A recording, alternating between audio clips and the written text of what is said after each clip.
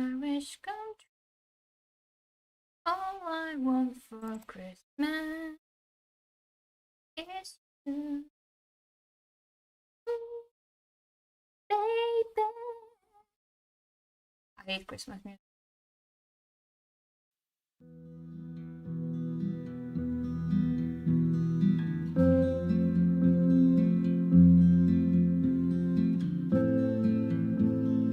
Especially when I'm doing Christmas shopping and they're playing it out of every corner.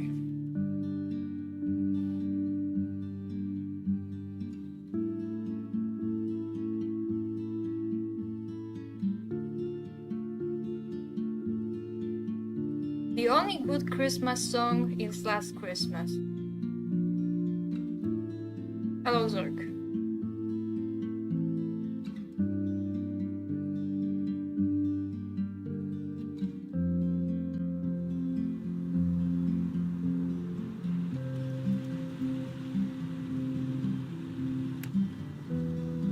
The gingerbread house? What? Alright. For those of you who don't remember, or maybe weren't there the last time, we are in grandparents' house and we're still trying to figure out what the hell is the problem with the boys' dad. With their mom. Their dad is fucking dead. Guess we can start. Guess more people will come. Right now there's 2 people here.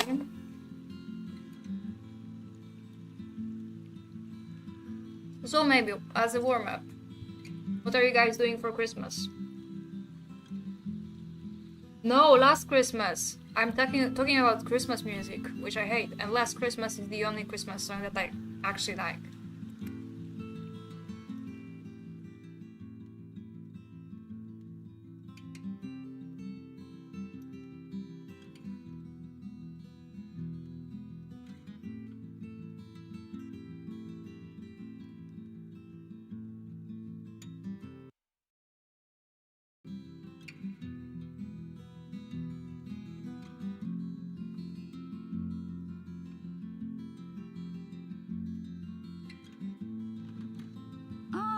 There you are, Sean.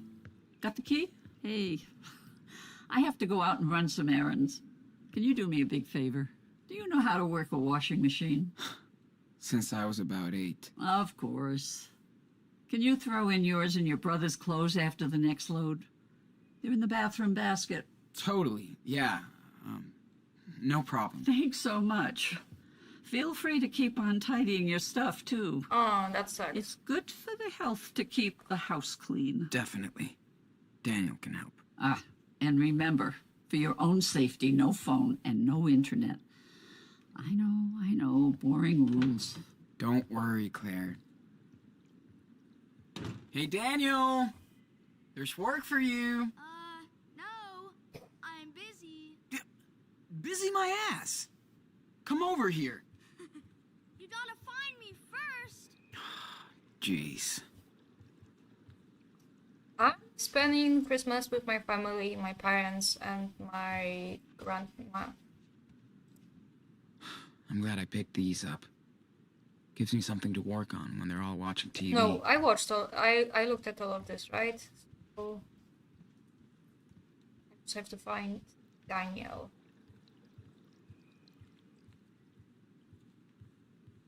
I get that he's sick of all this shit, but why are we playing this game?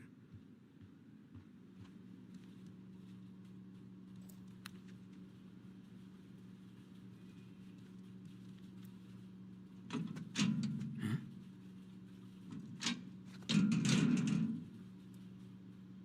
As always with Claire, I can't really tell if this is cute or bossy. Dear husband, if you do laundry, please follow these simple rules. Do not mix whites and colors, ever. Use 1 cup of detergent, red box, for each load. If you wash my clothes, use the delicate cycle so you don't ruin any more of my clothes. Love, wife. Weaponized incompetence. I could ramble for hours about this from the feminist point of view. Gotcha.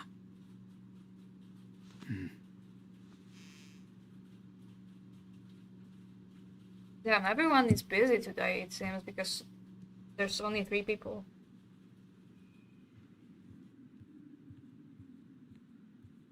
We spent the whole week locked up in the house.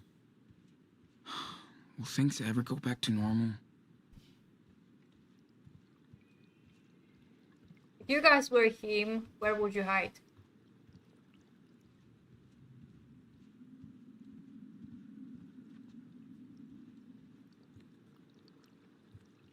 I can't open these doors. I guess he's upstairs. Where the hell is he hiding? Okay, these doors are closed. I know you're in there. Gotcha! What the? Behind you! Yeah, very funny. No more hiding. Seriously. Okay. What do I have to do? You tidy the mess in our room, and I take care of the laundry. Cool? Again? We always have to clean everything. I don't wanna. Yeah, I hear you. Never mind, okay? Cool. Thanks, Sean.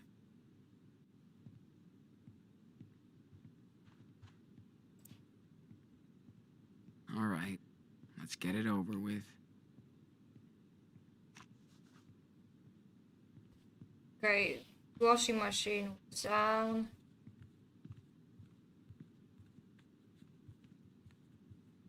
All right, time to take care of that laundry. I know. Thanks, Claire.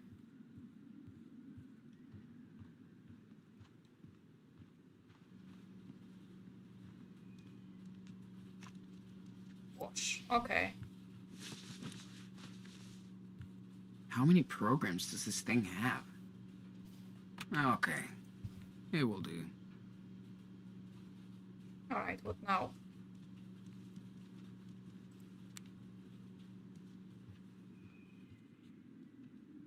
Boring laundry? Done. Time for fresh air. Oh, we were supposed to go outside, okay. I can't talk to him. Okay, get out. Daniel, you ready? We can go out now. Yes! Wait for me!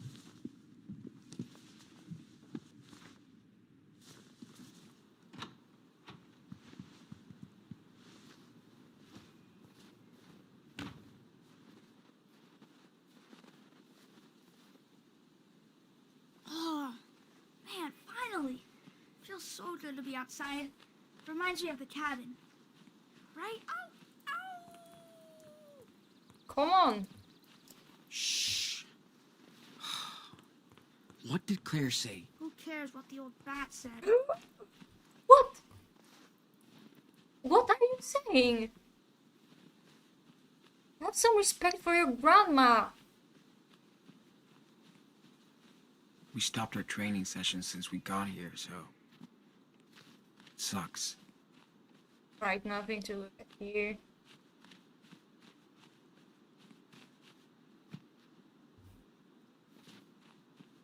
Guess we just have to go. We go there.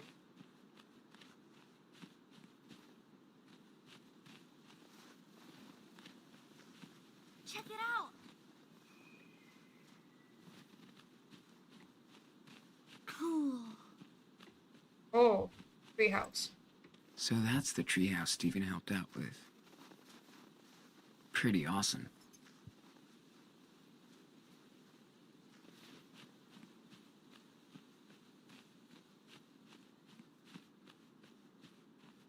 Alright, let's get into this.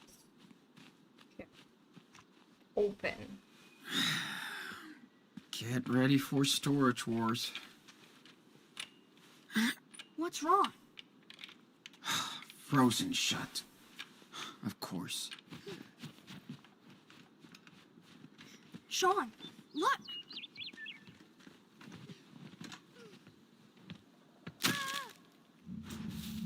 No, don't do that! Oh no.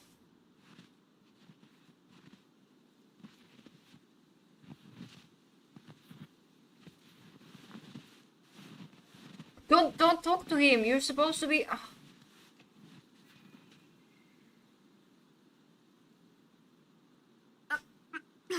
Did you see that? See what? We just got here. Are you okay? Yeah. I didn't see anything either. Oh, okay. I just fell down into the snow. Dad says I'm kind of clumsy. That t-shirt is wicked. Why doesn't he have a coat? Who's your favorite superhero? I love Power Bear. Oh man, I have the Mega Power Bear. You should check it out. Dude, that's so cool. Chris, oh God. Look, I am so sorry. Are you okay? Dad, I'm fine. I promise. Are you sure? Listen, I shouldn't... Do you know them? It's okay, Dad. They're cool. He loves superheroes, even Power Bear. Ah, gotcha. Hey there. Are you staying with the Reynolds? Oh, yeah. They're our grandparents. I see. Oh, Did he jeez, Chris. recognize them? You don't have any damn shoes on. I'm sorry, buddy. Let's get you inside. Yeah. Okay, Dad. Thanks, What's wrong? guys. Oh, and, if Claire asks, tell her everything is fine. Sure. No problem. Cool. See you around, then. Well, isn't that guy an alcoholic or something like that? Thanks, guys. See you later. Is that the same Yes, guy We that will. we spoke of Daniel. with Claire? Did you forget everything about the rules already? Sorry, Sean. Did you want me to let him fall? Really?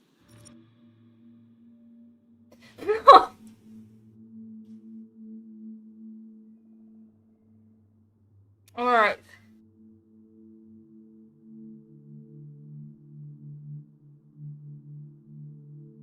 Okay, I don't know. On one hand, we have to discipline him, right? On the other, it's a good thing that he helped him, but nobody can know what's going on. We're trying to hide it.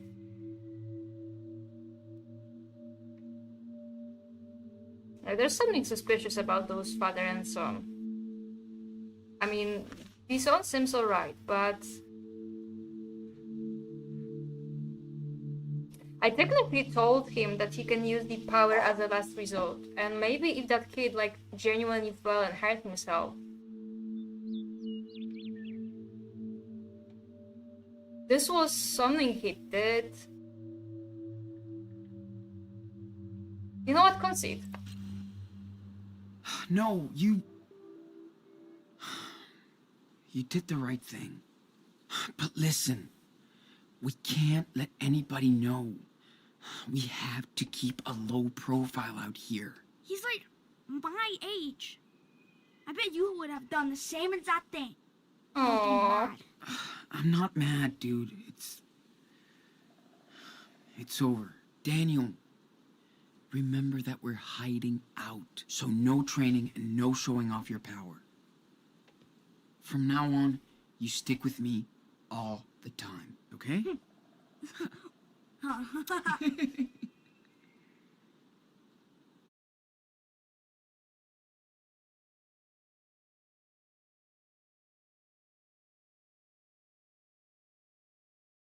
My first instinct was to scold him, but when I thought about it, yeah, it was a good thing that he did that.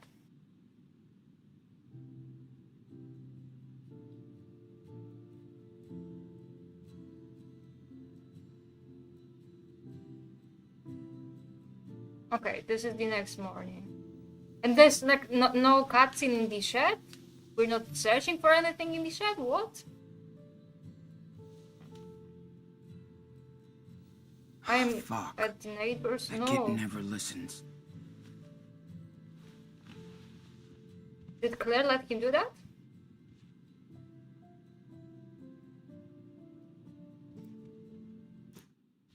Alright, nothing here. Nothing here.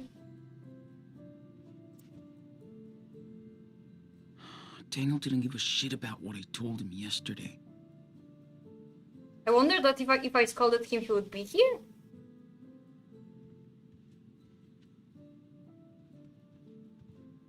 Okay, I guess I can't do anything but get I dressed. should get dressed to go look for Daniel.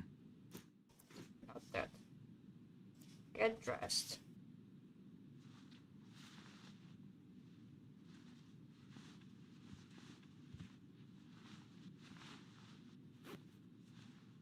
Not even a shower? Come on.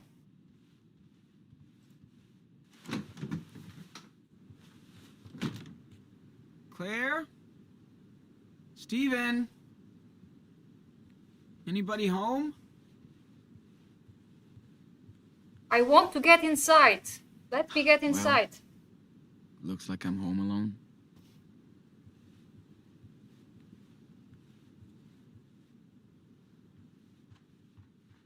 Alright, the game clearly doesn't... Right. Sunday morning. Claire and Steven must be at church. Alright. Oh, so he went there on his own. This is like clearly the instance where the game just wants me to go out. Like, they don't want me to explore. Dude, move your ass. Who knows what Daniel's doing over there? Steven's computer. I could just delete my browser history after I'm done. Did we use the computer?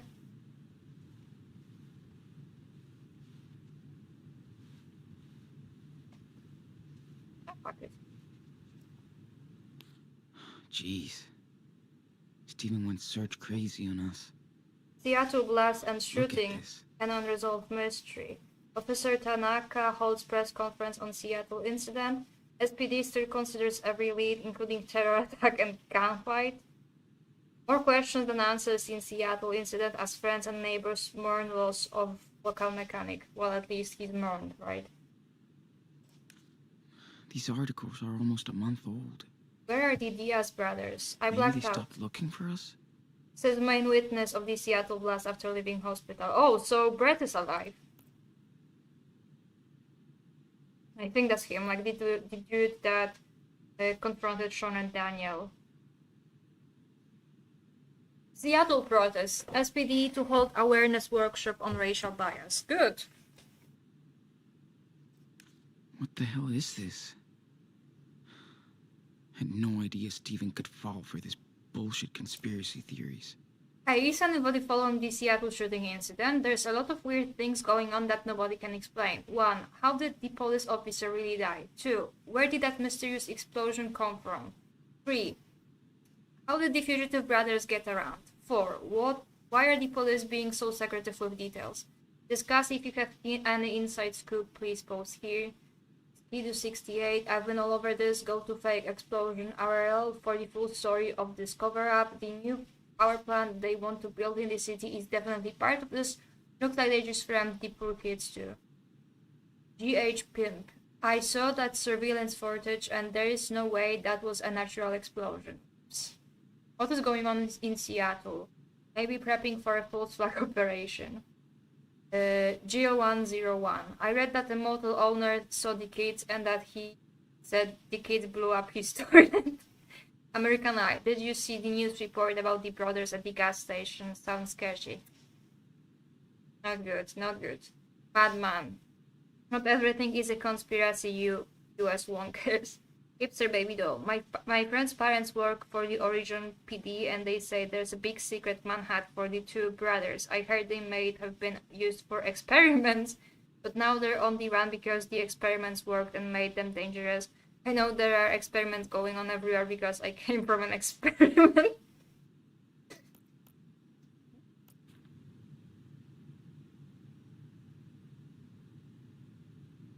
Oh, we can visit Brody's blog.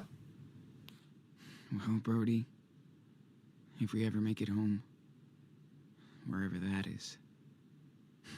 You'll be much, much welcome. On the Edge by Brody Holloway. The dispatch from off the road is a tribute to a couple of new young friends I met on a recent adventure that I've yet to transcribe or even fully process yet. I will leave the details vague to protect the innocent, because believe me, they are not guilty.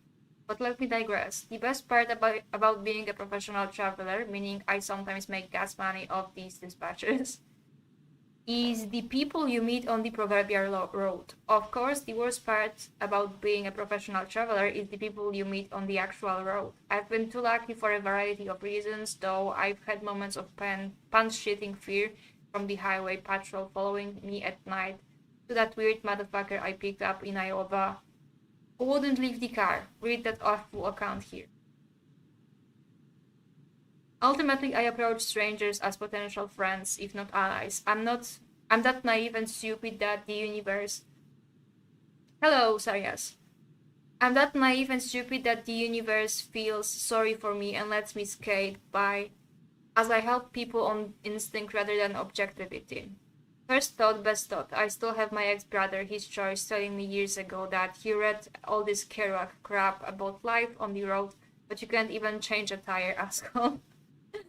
He was right, so I learned how to change a tire. I'm not good at it, so I also have towing insurance. End of the dilemma.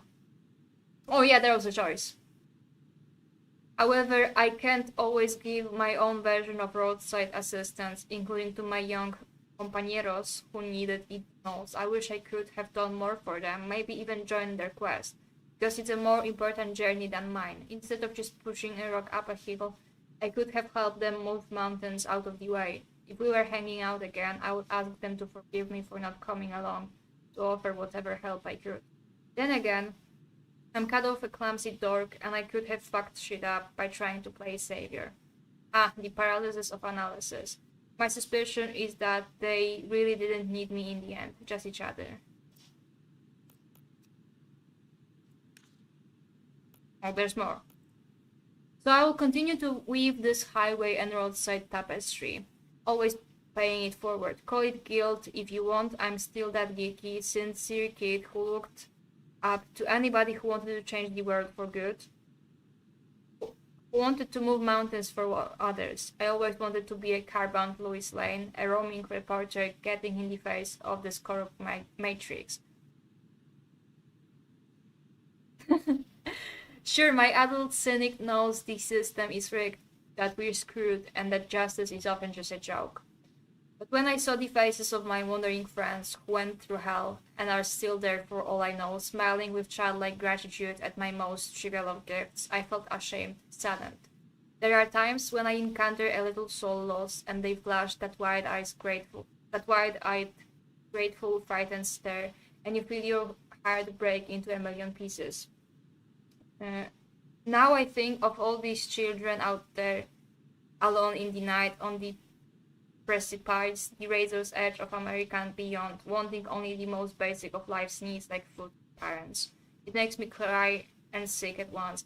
Then I rage against the dying of the light and vow to do my part. That's the benefit of an activist on wheels. I always like to think of myself as moving forward, like a friendly shark. Otherwise, we don't eat, we don't survive. Now I find myself thinking of the past, wondering if I gave the best advice for those in need. If I even helped those children of the American night by leaving them on their own. Then I realized that I'm the only one who's actually lost up there. My friends climbing the hills know exactly where they're going. And I know they're going to make it home. I would like to plan a visit.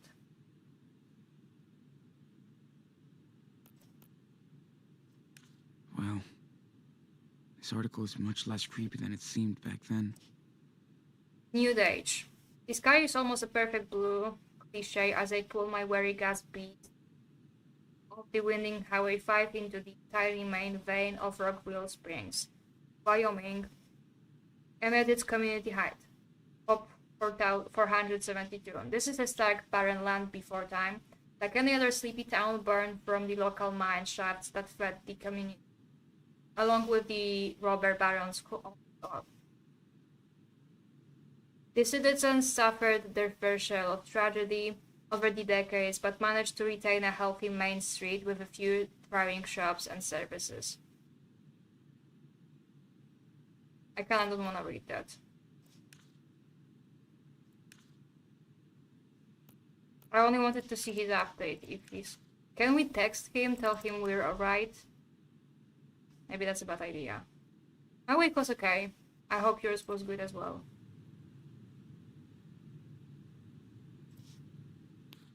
We already did Jeez. it. Steven went search crazy on us. Log in. Look at this.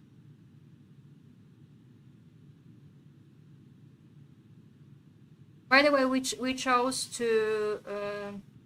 I don't want to log in. Or should we? We chose to praise Daniel for saving the kid. Holy shit. Who are these assholes? That's some fucked up hate speech. Alexa Stone, cop killer. You can run, but you can hide. Corey Alexander Jr. This is what happens when you let cockroaches in the kitchen. Jesus. Strongbow. I've got the 38 bullet with you and your brother's name of it. Sleep tight, kids. What the fuck? Lila Park, I just reported you for Death Eaters. Strongbow.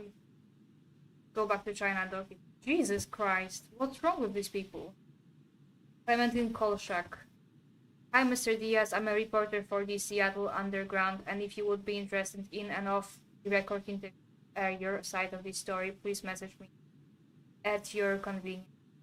Lila Park. Thank you for your help. Sean and Daniel are not killers. You can contact me if you need information. Melissa Jane Roberts. They don't deserve exposure. Lila Park. American Citizens Coalition. Sanctuary Cities. Christ. Wow. Lila seems to be having a hard time. Never seen her this salty. Law and justice are not always the same. Full story, bros. Guess what? Too fucking late. Seattle protests, SPD, vote awareness workshop on racial bias. Yeah, too fucking late. Adam Barnes. I wanna hang out at the park this afternoon. Lila Park, but not today. I should really call Lila to check on her.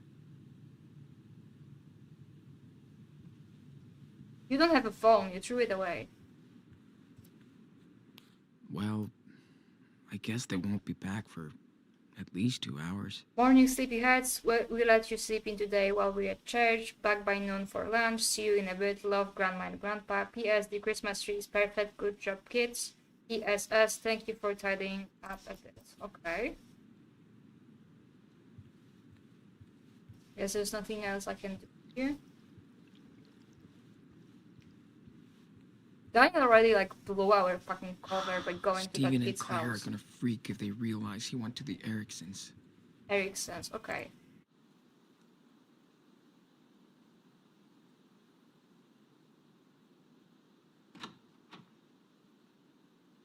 Okay. Let's get this brat back home now.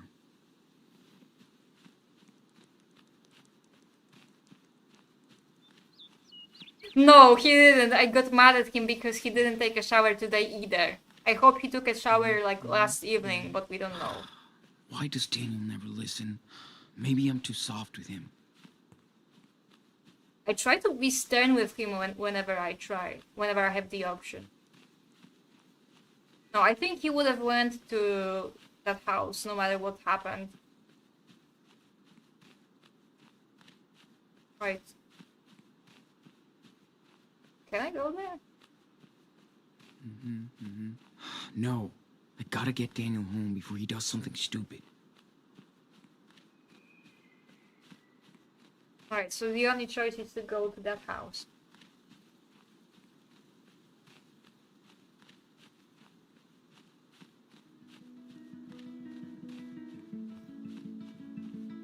Junk file.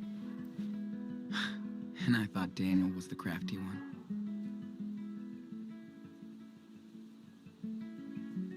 Yeah, I can finally look around for a bit. Yeah, but he's disobedient, That's good that he's sociable, but you know. Dude, This is the move treehouse. your ass. Who knows what Daniel's doing? I wonder what went on between this kid and his dad yesterday. It was pretty weird. It was weird. Like, why did this kid run out of the house without shoes, without clothes? Something isn't right with this guy. Poor guy. Why do you pull a face like that? At this point, he probably won't miss one eye. I wanted him to fix it. Okay, never mind.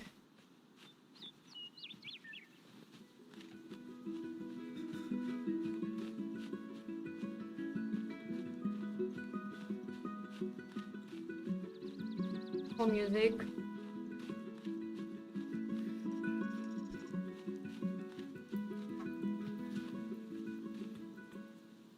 Beer, like kind of. Yeah, this dude is an alcoholic, from what I've said.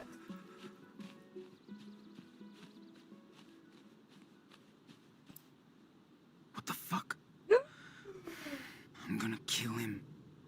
Oh my fucking god.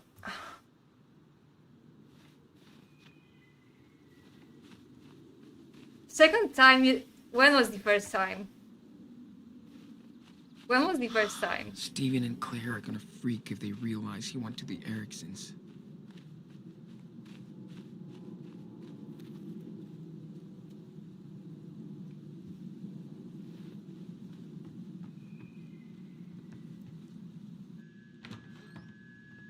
Daniel, what's going on here? Sean, wait! Don't freak out. I can't explain. Let me tell him. Sean, I know it sounds crazy, but I have a superpower. You saw me yesterday. I know you did. I was flying. I can move things, objects, with my mind. Oh, a superpower. Really? Yes. Let's play along. Well, that's pretty cool, Chris. So, you're like a superhero? I'm Captain Spirit. That's I can the bend Captain any Spirit? matter to my will.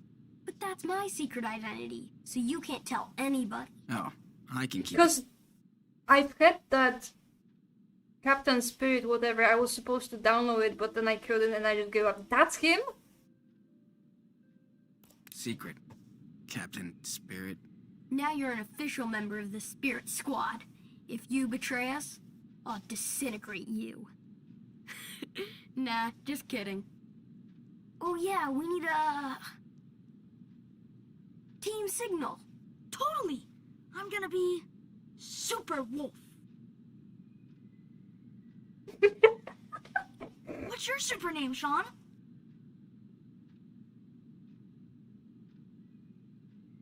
Which one are we choosing? Professor D. How about if I'm like the mentor? Like Professor D. Or something. Yeah. We'll figure out another cool name for you. Guys, I think we're ready to roll. Excuse me. Who are you? I'm Sean. Oh, yeah. Sorry, man. You're here for Daniel. Hey, let's make it official. I'm Charles Erickson. Nice to meet you. Hope you know that Daniel and Chris are a dangerous team. We better watch out, or they're gonna take over the world. Yeah. They share a lot of things. As thick as thieves. Can we go get the Christmas tree now? We're both ready to fly. Yes. The team has been waiting too long. Hey, you should come along too. There's nothing going on over here. Yes! Can't wait to see all the decorations. And Sean, we could buy Christmas presents for Grandma and Grandpa. Well, they'll worry if we leave the house. And remember, you still have to get better, Daniel. Sean, come on. No, he's I grounded. haven't done anything fun since I got sick. You're grounded. It's the first time I've been out for days. We won't be gone for long. The market's only a few miles away. Anyway, they'll be at the service for at least another hour. Yeah, Sean, I can show Daniel around. You can come with us. Please say yes. Please, please. No, No. Please? No. I don't want to go there. Okay, you win. Why did he Not agree a to fair this? fight. So let's go. Yes! Yeah! See? Dangerous. Okay, team, give me a timeout to clean up the back seat. I'll honk when I'm done. Ooh, can I use the bathroom? Of course. Oh, you'll see my comic books. I'm glad you're coming too. Hey, you want to see my toys? Oh, score! The new hot dog man? Since you're a new member of the team, you have to know everybody.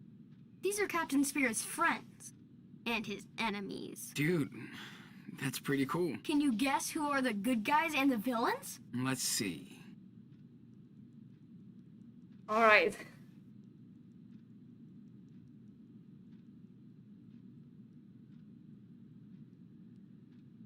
Hello. The bad guys, the good guys. Not that easy, right? This is a hero. Oh, okay. This is a hero. Careful. It may be tricky. This is a villain. Interesting.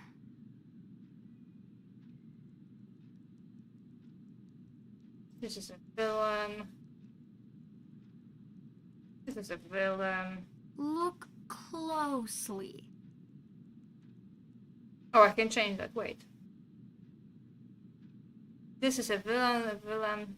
He has explosives on him, so he's a villain. Closely. Shut up! Villains. Yeah, I'm done. Okay. How did I do? Not bad. You're almost right. It was a bit tricky. Okay, let me introduce them to you. This is Team Spirit. The Okay, good I was guys. wrong about... There's the Forest Warrior, Power Bear, Marty Rex, and Sky Pirate. So, who are the bad guys? That's Noctarius and the Shark Stinger. There's also Snowmancer, but he's out in the garden. But they're all working for Mantroid, who's the real supervillain, So, where is he? hiding out on his evil planet. Zork, I don't like what you're insinuating. But Captain Spirit and Superwolf will make sure he doesn't hurt anyone. Yeah. Strength in numbers. Sounds like Mantroid is in trouble. Just wait until he sees what Captain Spirit can do now. Yeah. About that.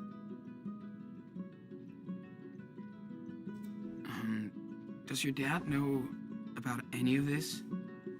Did he see something yesterday? No, he didn't see anything. Rest in peace, Mushroom. The power didn't work yesterday. After I fell. Must have been too tired. Okay. Good. I mean, he could be pretty disturbed if he knew. I'm definitely not telling Dad. I don't want to freak him out. He's worried about other stuff anyway.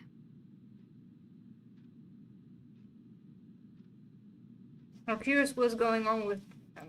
Chris, it's none of my business, but are you and your dad okay? What do you mean? I don't know, Claire seems to be worried about you guys. Claire's always worried. We're cool. Totally. He has a hard time being on his own.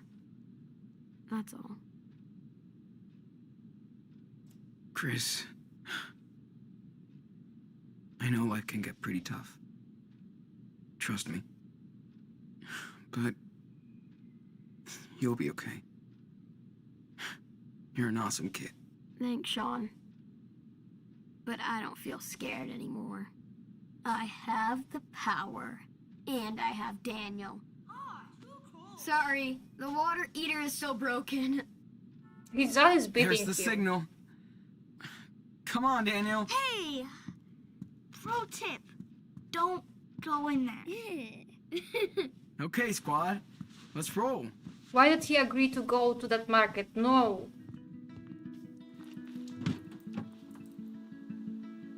Need my jacket? I don't want you catching another cold. No, I'm good. Thanks. And don't be waving your arms around when I'm driving, okay? Yeah. Remember, Daniel. I don't know. I'm Don't mess also around. wondering. All right.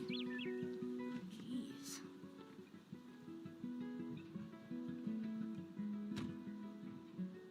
Go back home. I'm grounding both of you.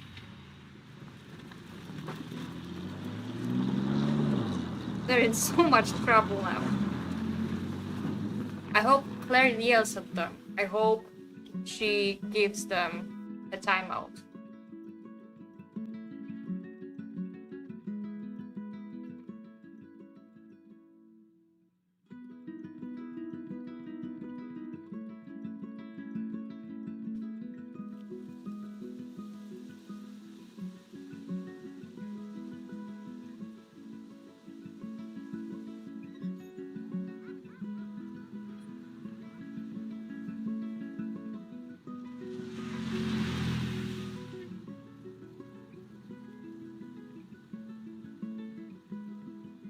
Someone's gonna recognize them.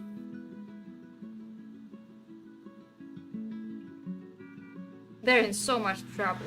If not from the town, then from me.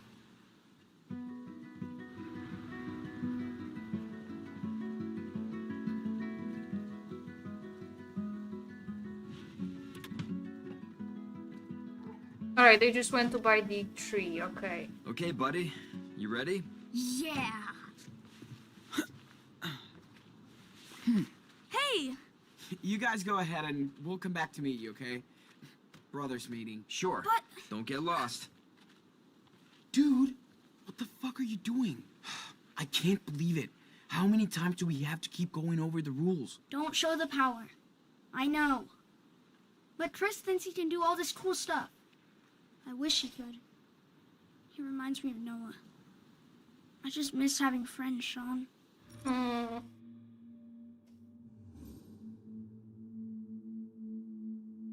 Jesus.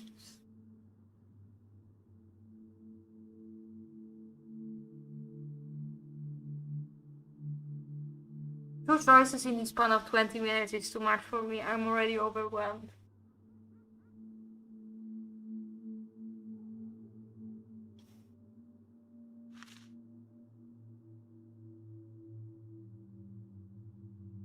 On one hand, it's like a very good excuse.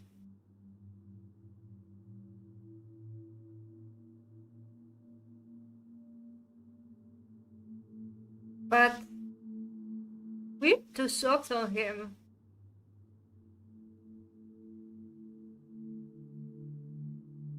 Stop lying to Chris, the option I would choose because he's out of control. I let him off the hook this last time, and look what he did.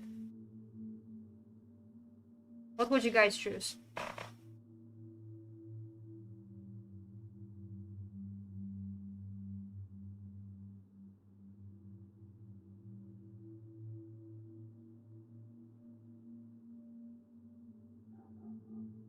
I know how to select the choice.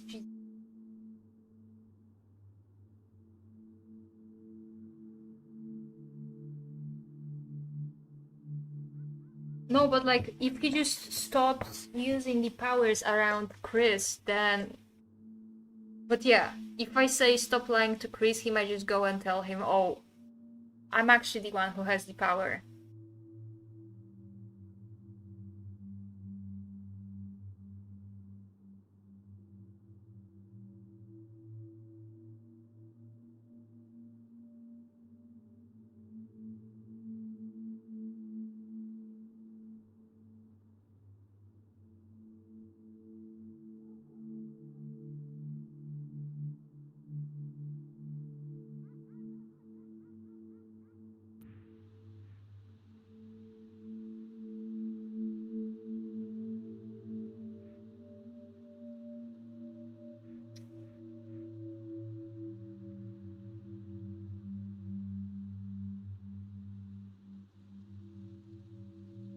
We looked at the laptop, right? And people have theories.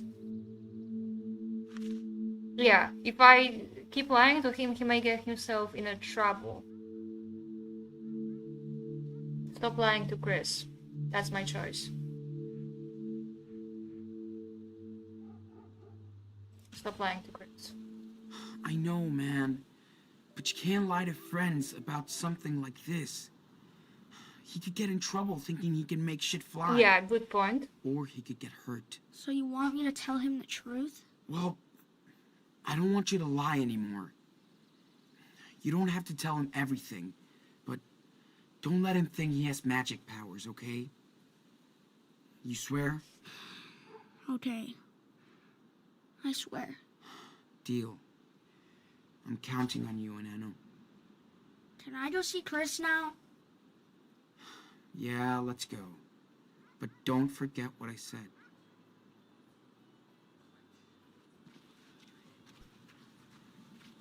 Wow. So many trees. Ugh. They look like giant cocoons. Creepy. Dad pushed every year to get a plastic tree, I bet Dad didn't but we know never about this. surrendered.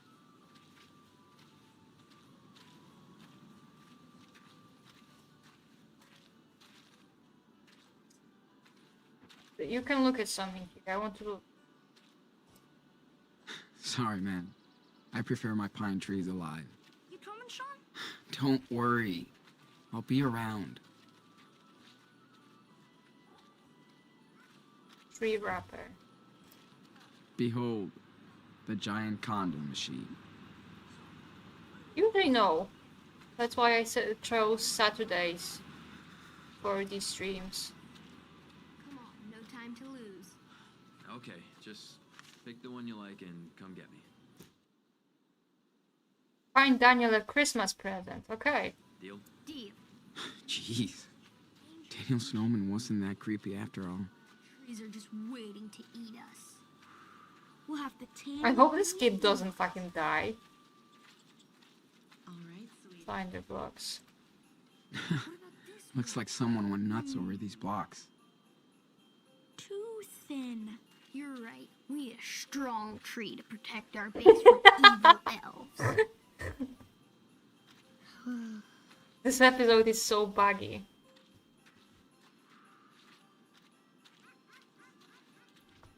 I wonder what will happen to the trees no one buys. Daniel is coughing. I don't like that. Where is he? Ooh, this one is cool. I agree. Adding it to the top 3 list. Okay. Better find a gift for Daniel quick. Okay, gift While for he's still Daniel. busy with Chris.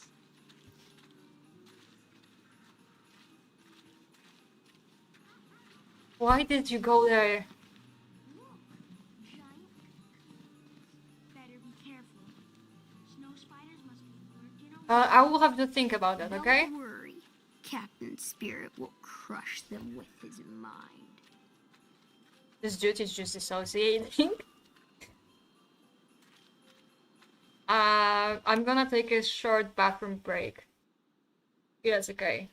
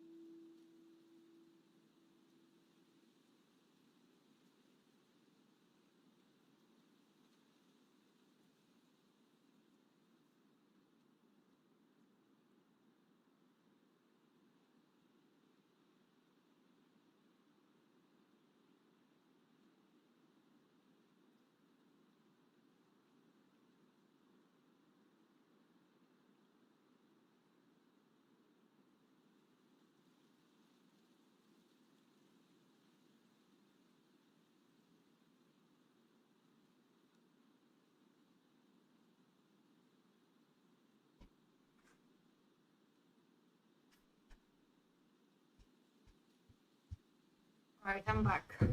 God, I don't want to walk around this place. Santa mailbox. Dear Santa, we've been good kids this year. Please explain this hot mess. Sure. I'm fine for now. Got all the supplies in my truck. Nation goals. Is that a yo-yo? Daniel had one back home. Bet he'd love this. Still no. I'm not stealing anything ever again. This is so different from Seattle. Don't know if I can get used to it.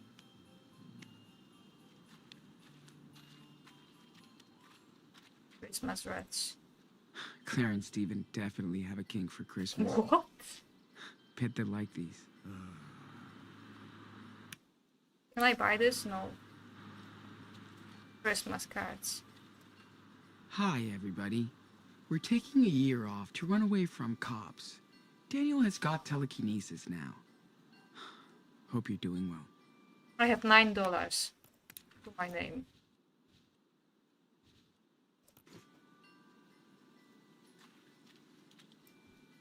Holy We shit. only sell handmade local products. Come take a look.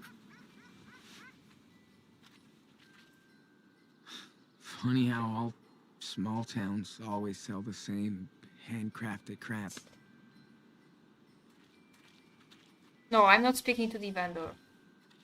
You won't find better deals in Beaver Creek. Ugh. It's weird to Hello, have all Silver this food Princess. around after a month of ravioli diet.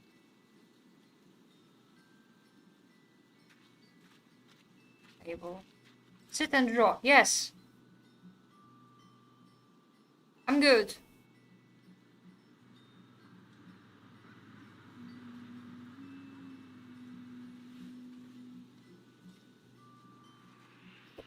Look at him. This episode is so Okay. buggy. Got it. Come on.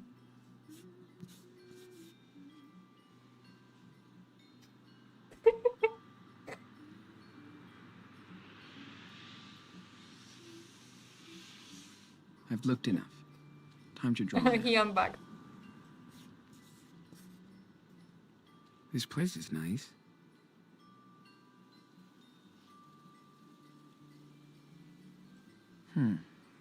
Pretty good.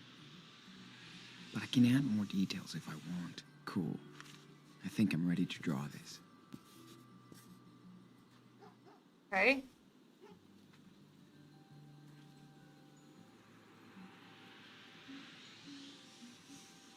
I hope not. Jesus. Time to take the pen, dude. What are you drawing? Whoa, it's so cool. Are you like a professional? Nah. More like the opposite. You could draw comic books, the awesome adventures of Captain Spirit and Superwolf. Pretty rad for a Hollywood name. Yeah. I'll think about it. Hey, can you add something funny to your drawing? Funny? Like what? I don't know. Something cool. Okay. 71, that's... Big question. Zombies or UFO? That was space. What about a giant spaceship flying over Beaver Creek?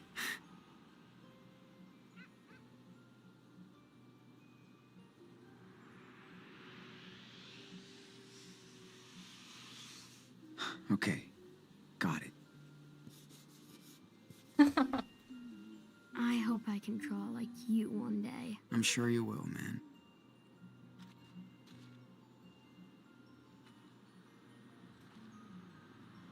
Why is it... What is wrong with that notebook?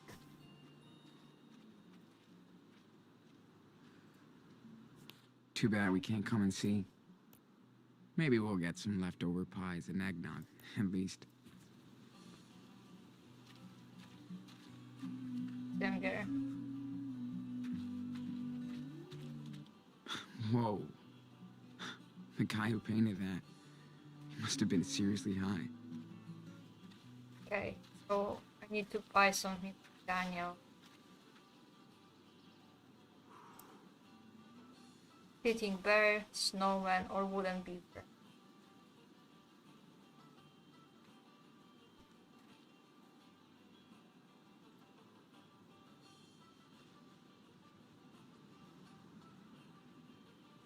I don't have the money for that? No, I have. Hey, can I get one of these beers? Sure. Our best seller this year. Cool. $7. Here you go. Thanks. Anything else? No, I'm good. Have a nice day then. Yeah, you too. Thanks. Cool. We're so broke. Mission accomplished. We better leave now, before Claire and Steven come back. Finger. She looks so out of place here. Cool. It's not much, but she probably needs it more than me right now. I wanted to listen to her.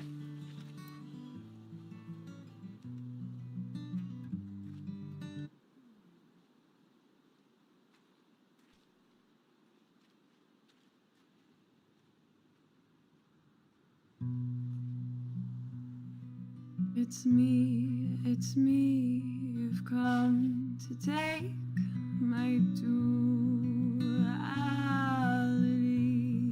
Wakes the midnight time, I could not see if I were you or me. We played the game. Sean, I would like to remind you that you have a girl back home. And so I asked for your demands.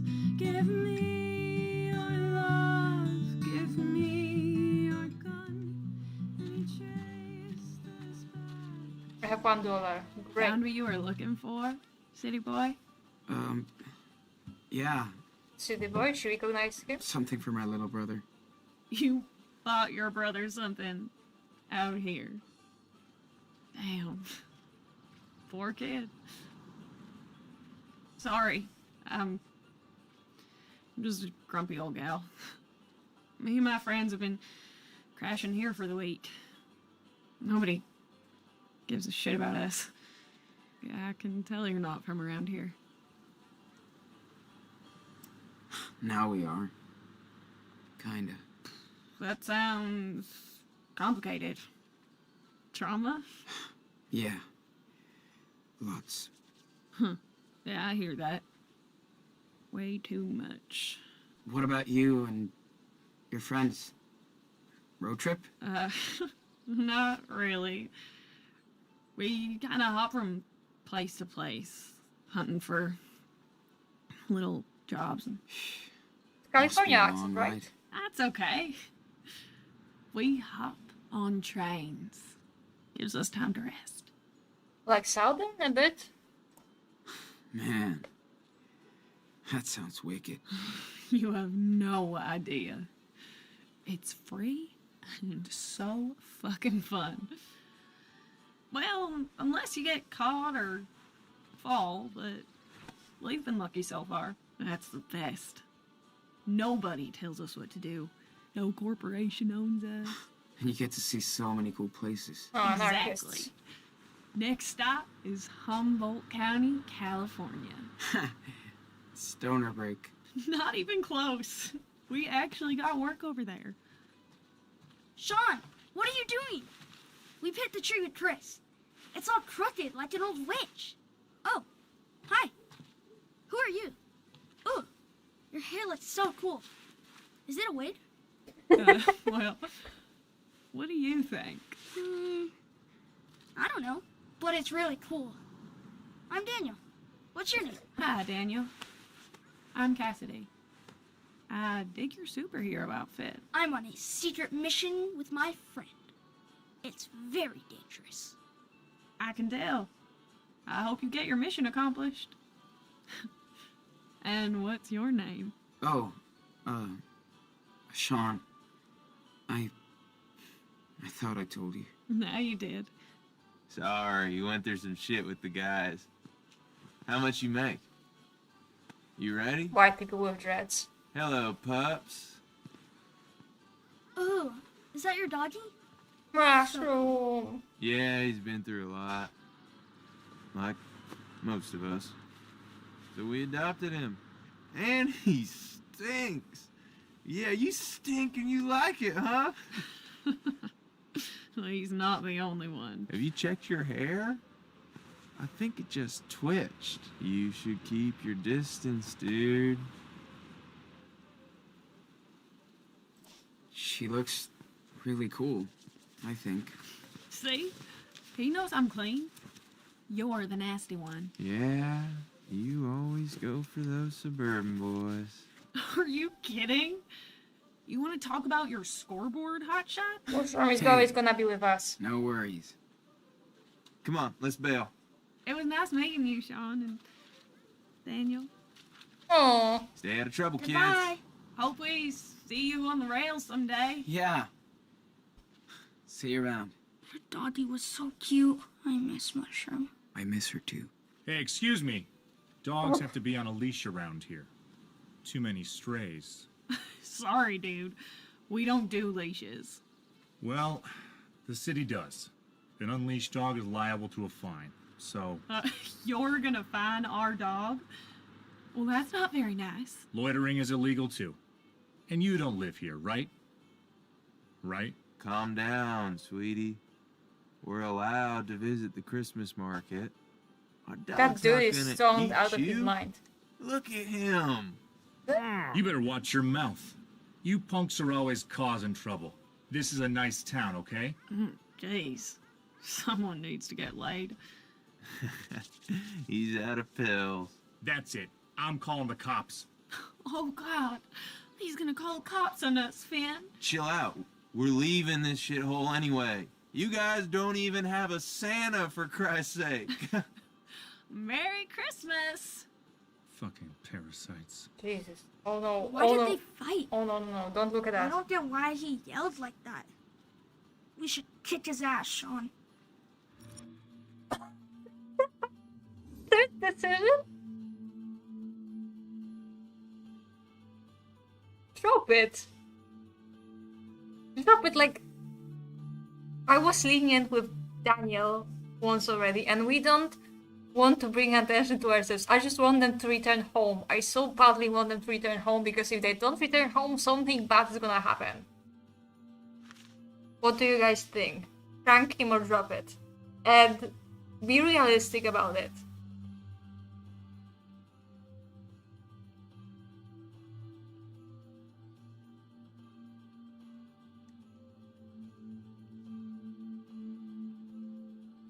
No using the power. No. We established the rules. We can't be contradictory. Drop it.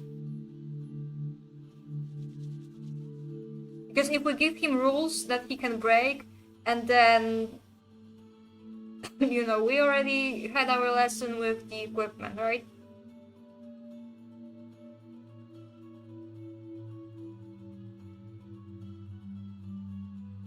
Drop it. Okay. Better not get involved, man. This guy doesn't look nice. You're right. You're right. Yeah. They're pretty. We're getting the hell out of here.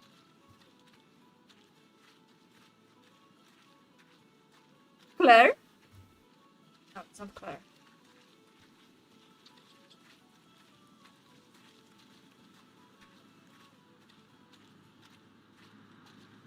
Seems like He started saying something.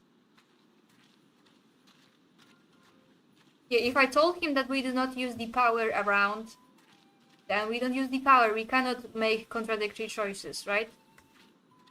He just teleported here. Hey, you guys ready to go? Yeah. All done. Cool. Hop in.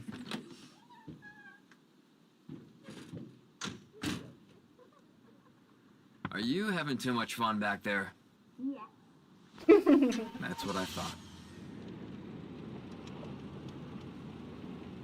Why is he driving like with no hat? He was just sick. At least put on a hood.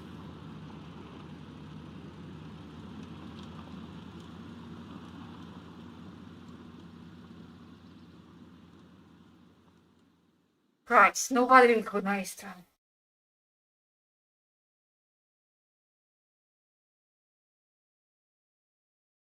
at the very least. But like 3 choices in such a short span of time.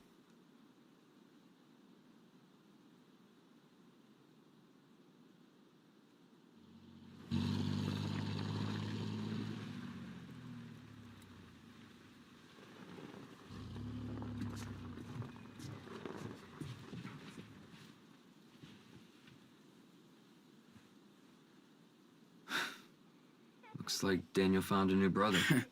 No kidding. He dumped me like a rock. I'm glad you two came along. It's great that Chris found a new friend out here. It looks like you did too. What's her name? We just talked with her for 2 minutes. Who? Come on, don't play me. That cutie you were talking to by the market. Oh, yeah, that girl.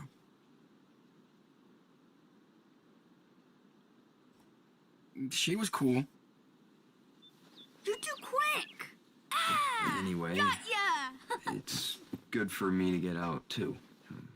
We've had a rough time over the past couple of years. My wife, Emily, she died 2 years ago. Obviously, it was tough on Chris. Shit. I'm sorry, man. Thanks. It's been a struggle. Especially trying to be a good dad. You're doing your best. Chris is awesome. And he's got a wonderful imagination. Thanks for saying that. Chris does have talent. He's a storyteller. Yeah. He showed up when I was drawing at the market. He gave me some tips. When I look at you and Daniel, how close you two are, I realize I'm far from being up to the task. Chris deserves a real family. Anyway, I shouldn't have brought this up. Okay? Yeah, you shouldn't. Forget it. No worries. Didn't mean to make you feel bad. We all have our ups and downs, right? I regret not playing that Captain Spirit That's game, how even life off works. stream. Because I feel like Your some big grandparents context sure did is have their share missing. of downs too. But they're always there for us. For Chris. They seem like good people. They're so nice, but yeah. Wait, have I had problems. a really weird frame rate drop. Dude, Okay. Sorry for bringing that up. it's okay. I hope they don't stress out because we haven't come back. Yeah, we should get you two home. Don't keep them waiting. Yeah. I hope Claire grants them. Hey, buddy. Want to set up that Christmas tree? Yeah! Well, I'll get there before you with my dadmobile. No way you can beat Captain Spirit. See you later, Super Wolf. Chris is so precious.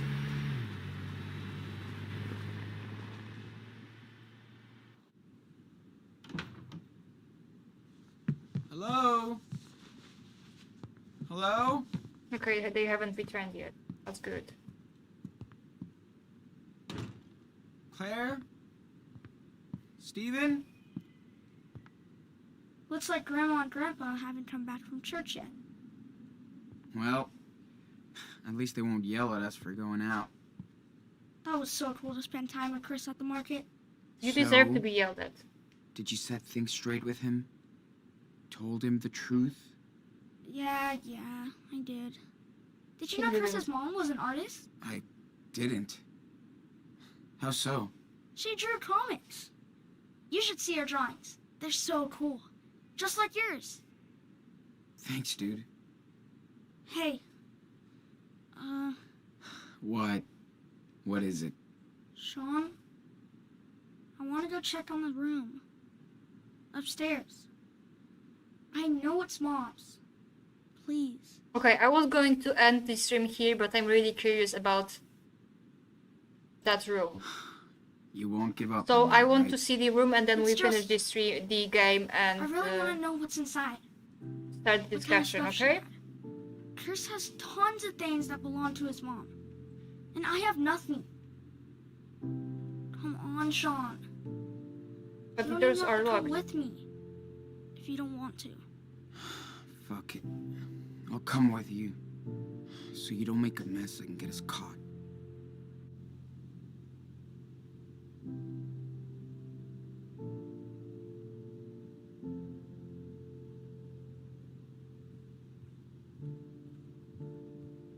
We'll find a way to open it.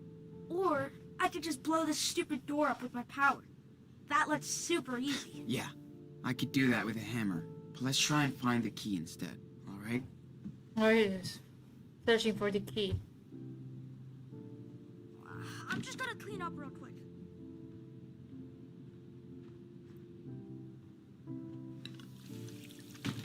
No! Fuck! I just wanted to close the door to... Shit. These are Christmas presents? Let's not tell Daniel, or he'd freak.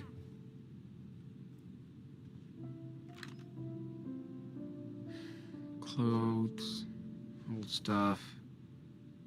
But definitely no hidden key. Sean, hurry up. Okay, Steven. Where do you hide this key? We clearly don't share politics, but at least Steven doesn't preach. I don't really see Steven listening to old school pop rock music. Okay, wait. Is his dad like a nationalist or something like that? Grandpa? Yeah, not much to see in here.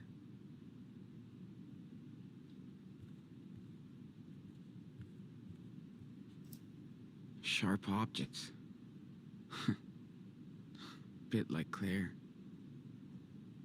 Come on, she's not as bad as you make her out to be. Come on, little key. Don't be shy. Wonder what would have been different if Dad had taken us to church. How much more Irish can you be? So they're Irish. Sleeping. Didn't know Claire had sleep troubles. Key. Definitely not the one. Way too small. But let's see what it opens. Okay, so we will need the keys to open something. I saw Grandma go into the room yesterday. It looked like she left something there. Yeah, no. No way I'm searching Claire's underwear. Baby picture. Who knew this sweet little muffin would turn into such a brat? Oh, Still super cute, though. I guess he's half Irish. Or quarter, depending what nationality Steven is. Karen hated collecting trinkets. She used to say they were just useless dust traps. Love the outfits, guys. Man, he looks so different. So young. Oh, unlock. Okay, great. Whoa. I'm just looking for a key. Not the crown jewels. Ew. Are these milk teeth? I'm not sure if it's gross or cute. My parents keep my... But still, no key here. Okay, Daniel. Think hard. What was she wearing? Jeez. I think it was that weird sweater thing. Dude, you're rock. What are they talking about?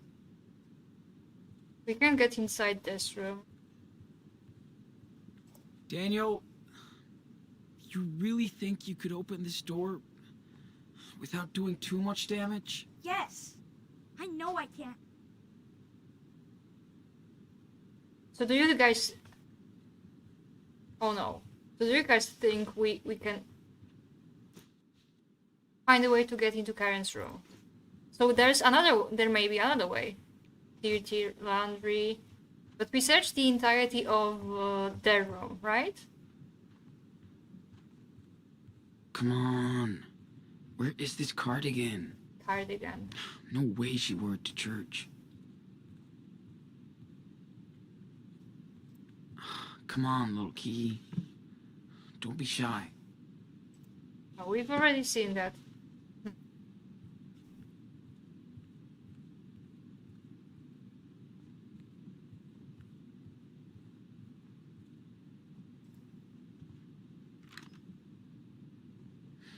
Clothes.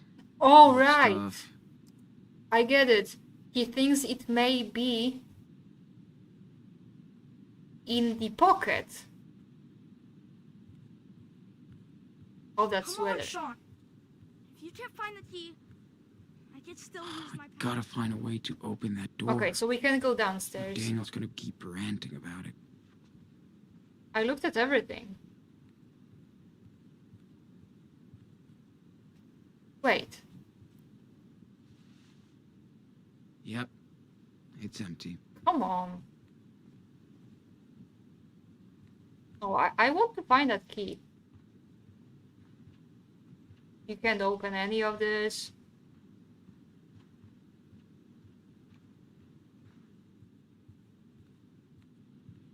You can't open the vanity shelf again. Look. Look. Search. Man. Okay, I guess there's no choice. Okay, let's try. We have to get into that room before they come back.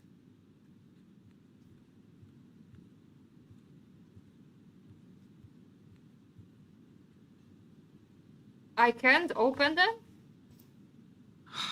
We have to get into that room before they come back.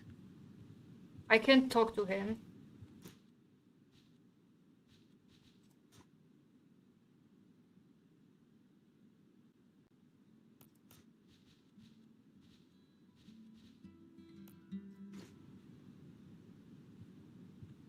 Come on! Come here. Yeah, I went through the entire bathroom. It's not downstairs. You can't move anything. You can search this place. No, not. This whole house is pretty much a huge washing machine. Wait. Yes. Yes!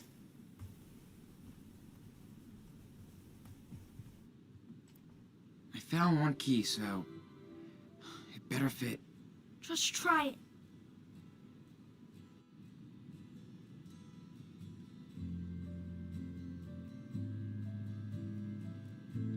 Wow. There's not that much left. Where do you think they put the rest of her stuff?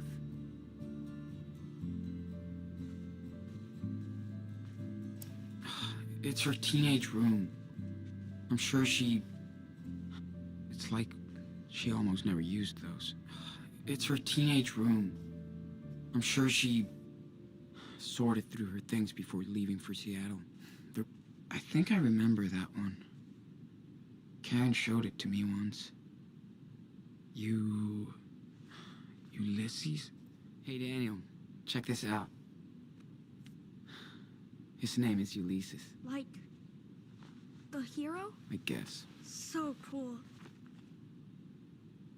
Family picture. They looked happy. How could you send all of this to hell? These pictures are so... random. She was schizophrenic or something like that. Is that an amethyst? She was into New Age bullshit. Yeah. You finally left forever. The green Coward. core. I hear the green core singing in the forest in the ancient grey, wrapping me in their wood spell, their song.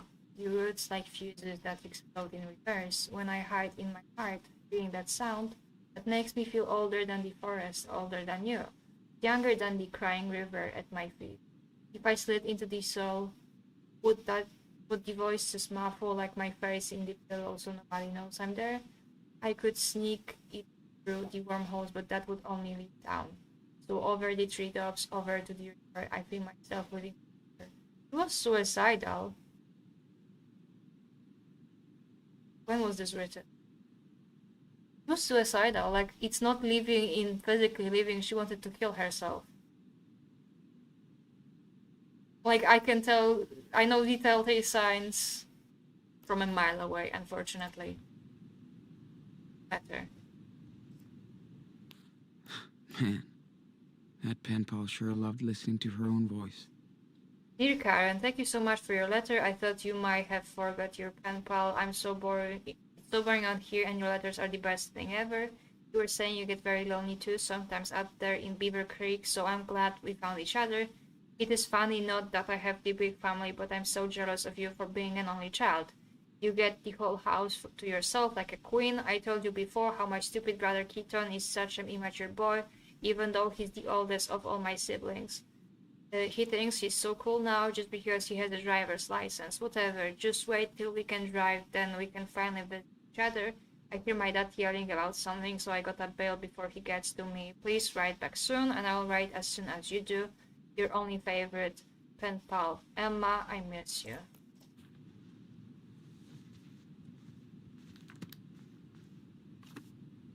Well, figures Karen was already looking for an exit. Guess the no phone rule wasn't such a thing back then. Hi, Ulysses. Hope you enjoyed your trips. So you didn't bail on us for nothing. God, he's so salty about that. Read a lot of these in the 10th grade. Yawn. Why do you think she's gay? I don't recognize any of these games. Does that letter give it away? That pen pal sure loved listening to her own voice.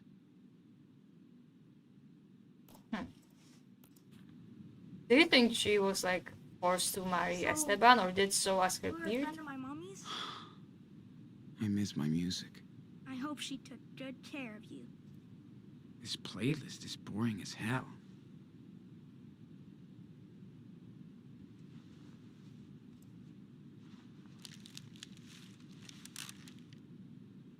Did she take you with her when she Karen went liked on to take trips? pictures of strangers when we walked down the streets. No wonder my mom loved it so much. Never been a big fan of hiking. But here I was. I think I saw a moon eclipse once. Before Daniel was born. I miss my skateboard. Little bear. And going to the park. With Lila. They want to forget anything related to Karen. I can relate. Okay, we looked at everything. Letter. Why would Claire lock these up in here?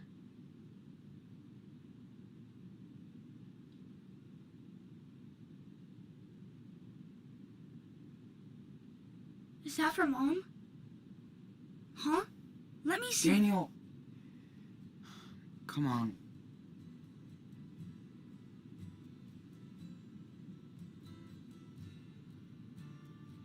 What's it say? Read it. Seriously, stop. Here, how about this? I've heard the news about Seattle. Please help my boys if they come to you. What? Why did they hide this from us? I don't know. You can reach me at this address.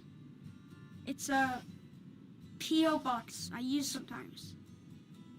What's a P.O. box? Well, a cop-out in this case. I beg you, please help my sons. Oh yeah, right. Total bullshit. What do you mean? She cares about us. Well, I don't. Maybe she changed her mind. We could try and contact her. You don't even know her, okay? Don't get any wrong ideas. We should just stick to our plan. For now. Can I read it again? Yeah. Then we gotta go. My goodness. Shit. Fuck. Excuse me. What are you both doing in here? Except visibly. Ransacking our house while we're at church? Okay, we're finishing here because there was an autosave. But whoa!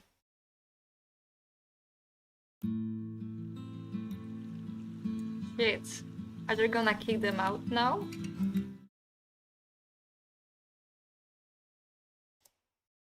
Okay, as always, I'm going for a cigarette and then we start the discussion. For now, I have a new music for you today. It's time مالي حلال Christmas to everyone جنقول حلال يلا All I want for حلال Christmas is you You and you and you جنقول حلال يلا جنقول حلال All I want for حلال Christmas is you جنقول حلال عمري it's only you All I want for حلال Christmas All I want for حلال Christmas All I want for حلال Christmas it's you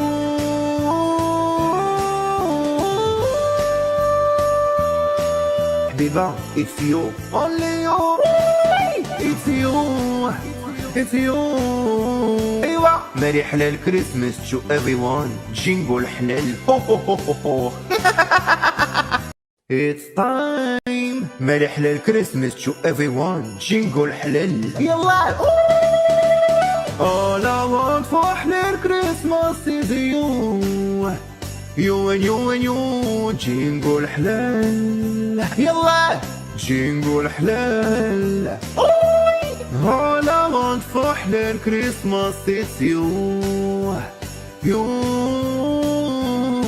جنقول حلال عمري it's only you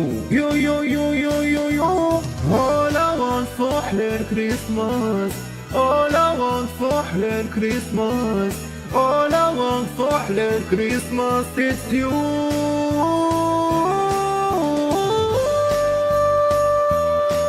حبيبة it's you only you It's you It's you ايوا مالي حلال كريسمس to everyone جنقول حلال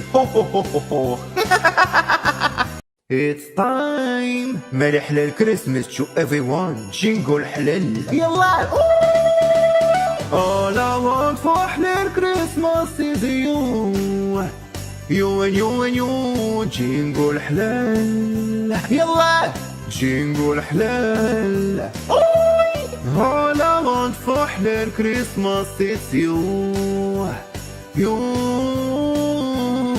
جنقول حلال عمري it's only you All I want for حلال Christmas All I want for حلال Christmas All I want for حلال Christmas it's you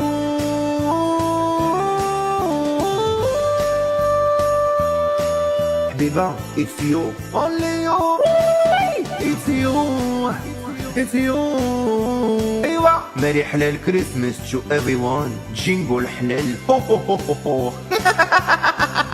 It's time مالي حلال كريسمس to everyone جنقول حلال يلا All I want for حلال Christmas is you You and you and you جنقول حلال يلا جنقول حلال All I want for حلال Christmas is you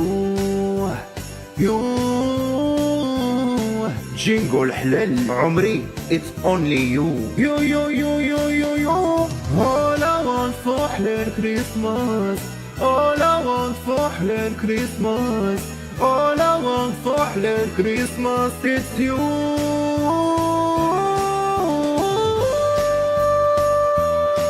حبيبة it's you only you it's you it's you ايوا ماري حلال كريسماس to everyone جينجو الحلال هو هو هو هو It's time ماري حلال كريسماس to everyone جينجو الحلال يلا All I want for حلال كريسماس is you You and you and you جينجو الحلال يلا جينجو الحلال All I want for حلال كريسماس is you You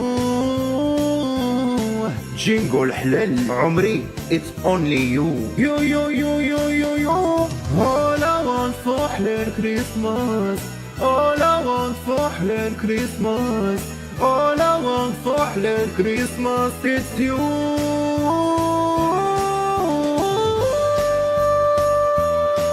حبيبة it's you only you it's you it's you ايوا ماري حلال كريسماس to everyone جينجو الحلال هو هو هو هو It's time ماري حلال كريسماس to everyone جينجو الحلال يلا All I want for حلال كريسماس is you You and you and you جينجو الحلال يلا جينجو الحلال All I want for حلال كريسماس is you You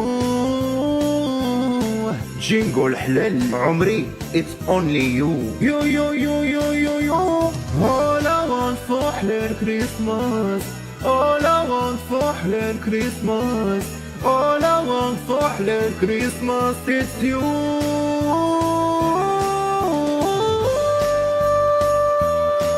حبيبة it's you only you it's you it's you ايوا ماري حلال كريسماس to everyone جينجو الحلال هو هو هو هو It's time ماري حلال كريسماس to everyone جينجو الحلال يلا All I want for حلال كريسماس is you You and you and you جينجو الحلال يلا جينجو الحلال All I want for حلال كريسماس is you You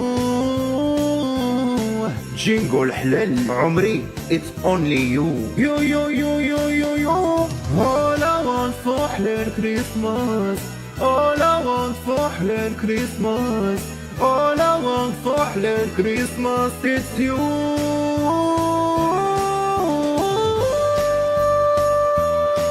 حبيبة it's you only you it's you it's you ايوا ماري حلال كريسماس to everyone جينجو الحلال هو هو هو هو It's time ماري حلال كريسماس to everyone جينجو الحلال يلا All I want for حلال كريسماس is you You and you Okay. I'll end with the Halal Christmas.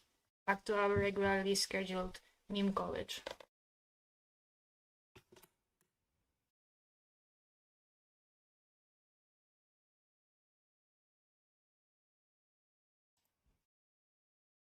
Alright, let me pull up my notes, which as usual are not as complete as I would like them to be, but okay.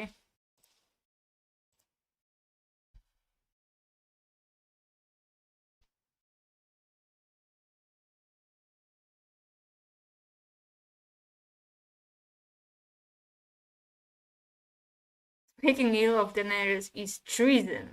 Spreading lies about Daenerys is treason. Claiming Daenerys isn't the rightful queen and Azor Ahai is treason. Spreading unnecessary hate towards Daenerys is treason. If you're anti-Daenerys, you're automatically my enemy. In this household, we recognize Dany as the only queen. Couldn't agree more. Right, so as I promised the last time, I had this idea for a discussion about tactics people who hate Daenerys use in their discussions. Wait, my cat wants to go outside.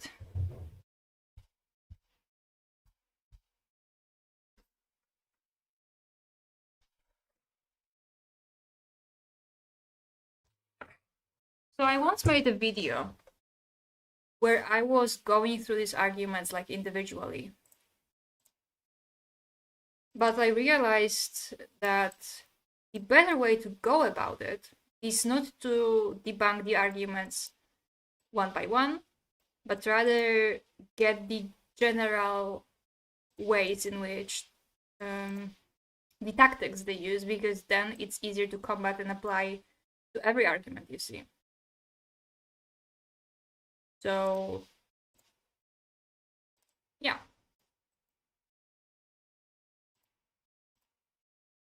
I wonder how to start this conversation. I have a section that I didn't fill out titled Why That Happens.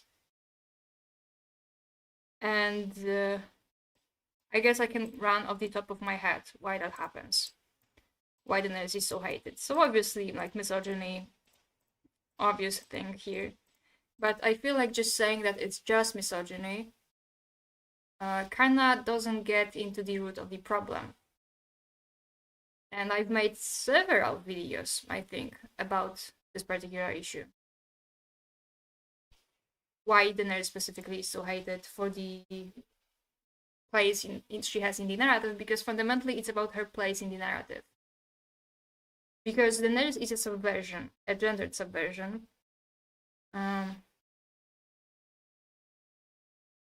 All while she is set up as the type of character, the type of woman, the disposable woman. And I will read to you the definition of the disposable woman. Disposable woman trope. From TV tropes. Wait, I'm not gonna read the TV tropes because they always degender everything.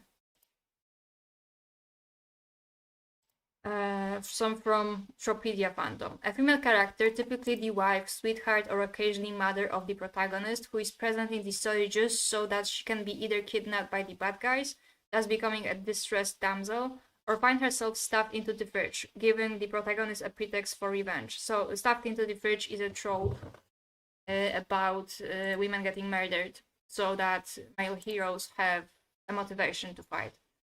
And it came from comics in which there was this repeated pattern where the protagonist would find, or maybe it was a singular example, I'm not sure. In any case, the trope was women getting murdered and then stuffed into refrigerators precisely so that the hero can fight them and, go on the quest of revenge and have the motivation. Continuing, in a series, she can be frighteningly easily forgotten or replaced once her value as a plot device has expired, if she has been previously developed at all. If instead of being conveniently forgotten, one or more characters continues to mourn her or think about her, if she appears in ongoing flashbacks or dream sequences, she is not a disposable woman, she is a lost Lenore. And unfortunately, George R. R. Martin is not a stranger to the disposable woman trope, especially with how he writes mothers. Like, a crazy amount of mothers in this story die in childbirth or otherwise die. But Daenerys is very specifically a subversion of that trope. Because when we meet Daenerys, she is on the straight path to become that disposable woman. She would be either a disposable woman to Drogo, or maybe to Viserys, or to Rhaego, her son. But Daenerys very quickly defies that expectation. And she becomes a protagonist of her own story, and it's actually subverted in that it's kind of the men in her life that die so that her story can move forward. Like, her father died, her older brother Rhaegar died, then Viserys died, then Drogo died, and Rhaego died. So Daenerys can be the hero of her own story. And you might have probably heard people say that, oh, I like Daenerys, but only in a Game of Thrones. After that, she became annoying. The only reason why people say that, even if they don't realize it, is that precisely because she refused to lie down and remove herself from the narrative, and rather took on a typically masculine role. She became a Khal. I mean, she became Khaleesi, but she has the role of a Khal. She is leading the Khalasar by her on her own. And these judgments of Daenerys, this hate towards Daenerys, fundamentally stems from the fact that, yeah, precisely, she refused to lie down and do what is expected of her. Because if she was this proper lady, this proper disposable woman, either she would die, or she would, following the death of Drogo, she's called Daughter of Death in the House of the Undying. And we will talk about the House of the Undying next week, or in 2 weeks, we will see. Where was I? The proper thing for Daenerys to do would precisely be either to die or go to the Dorkalin, because that's what her duty is. But she defies that duty, and I've seen no shortage of people claim that she's evil precisely because she didn't respect the Dothraki culture, that she was married off against her will when she refused to go to the Dorkalin. And that is just a woke way to say that she should have removed herself from the narrative, because Daenerys has a very threatening presence in the narrative, especially for the male heroes.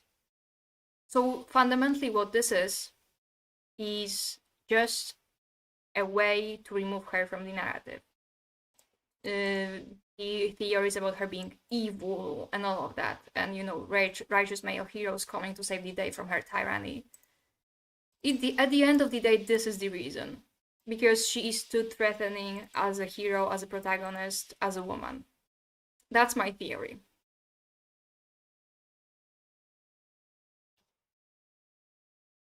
I agree with you, Sarias, and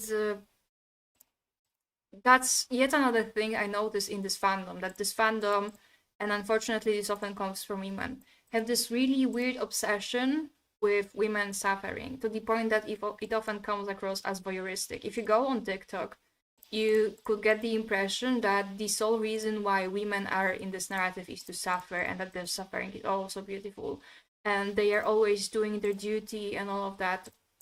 But Daenerys could never be fit into that, because yes, she suffers a lot of the times in this story, but she never, I don't know how to put this into words so that it does not come across that I condemn the other women. No, not everyone has to be like Daenerys. Not everyone has to resist the abuse and all of that. But it's the fact that Daenerys resists that's important for me, and it should be applauded without also implying that other characters should act like Daenerys, because not everyone can be Daenerys. Like, every way to respond to abuse is good.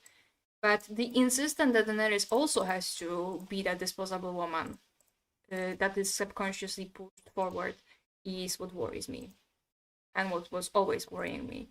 Like when House of the Dragon was coming out, and people were saying, "Oh, Daenerys, no, not Daenerys. Alicent is such a compelling character now because she was an evil stepmother, and now she's complex." And like, the complexity in question is her being martially assaulted by Viserys. Her becoming a victim suddenly makes her complex. Her becoming a victim suddenly makes her a more compelling character. And obviously, victims of violence and abuse can, and often are, very compelling characters. But in this instance, this is adding on the violence against women that was not in the book. And like, I will be very careful with saying that Alicent, is so compelling because she's a victim, because very often people just reduce these female characters to their suffering, and they often think that the suffering in a certain way is a virtue that should be rewarded. Like, the other day I saw on Twitter someone was saying that Sansa deserves to be queen in the north because every time Robb had a victory, Joffrey had his Kingsguard beat her. and that for this reason she should be a queen in the north. First of all, this is such a fucked up thing to say. Outside of the fact that in order to be a queen, you need something more than just being beaten, which is fucking crazy. Like this is crazy. Suffering. I don't know how to put this into words. Thinking that suffering, gendered suffering, and like this specific beautiful suffering, not uttering a word, should be rewarded, while responding to abuse in any other way should be condemned, is what worries me. And fundamentally, all of these theories, talking points about Daenerys dying, Daenerys being evil, Daenerys being a colonizer, do seem to me to stem from the resentment people feel towards the presence in her narrative. And if you guys remember that essay that I responded to, September, I think it was, there was a section there that I initially really liked, and then my jaw fell down when I kept reading it, and I want to read this to you now to say what I mean by the fact that Daenerys, by defying that place in the narrative where she's a disposable woman, and by having elements in her story that are traditionally reserved for men, and asserting herself in this masculine society, why she's disparaged for that. Let me find it.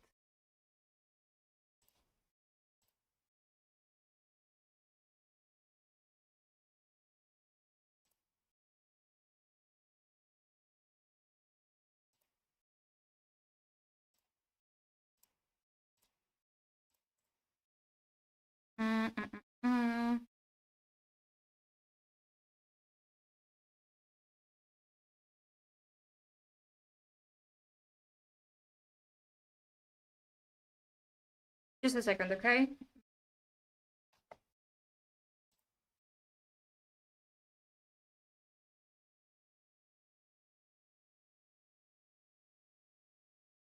Okay, I found it. Let me show you. Okay. Despite the monumental importance of race in Daenerys' path, any analysis of her rise to power must also include a discussion of gender's role in her story. Daenerys' first solo power comes after she is reborn in Khal Drogo's funeral pyre. That is, after the birth of her 3 dragons. The Dothraki, like the Westerosi, are patriarchal and initially refuse her attempts at leadership. It is only after the dragon's miraculous birth that Drogo's former men agree to serve as Daenerys' blood riders. In the 3 dragons, Daenerys has essentially obtained 3 phallic symbols. As Freud writes, among the less easily understandable male sexual symbols are certain reptiles and fishes, and above all, the famous symbol of the snake. Dragons, although fictional, are most often depicted as snake-like or reptilian. Yet snakes and serpents are also one of the oldest symbols of female power, dating back to the biblical figure of Eve.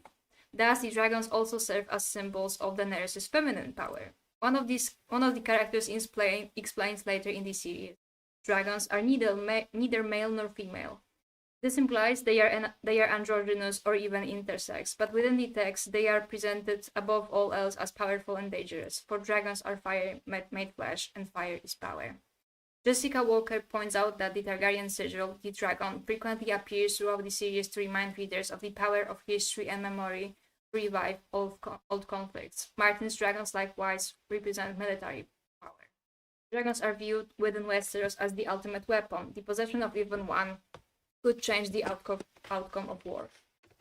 Like the dragons throughout the story, Daenerys begins to blur masculine and feminine symbolism. This appears through the funeral pyre, which burns off Daenerys' hair. As Karen Gresham discusses, the absence of Daenerys' beautiful hair, which was burned off in the fire, coupled with the display of her lactating nipples, illustrates her embodiment of the masculine and feminine. The upper stratum is represented by a masculine Western appearance, while the lower stratum is represented by the feminine universal of fertility.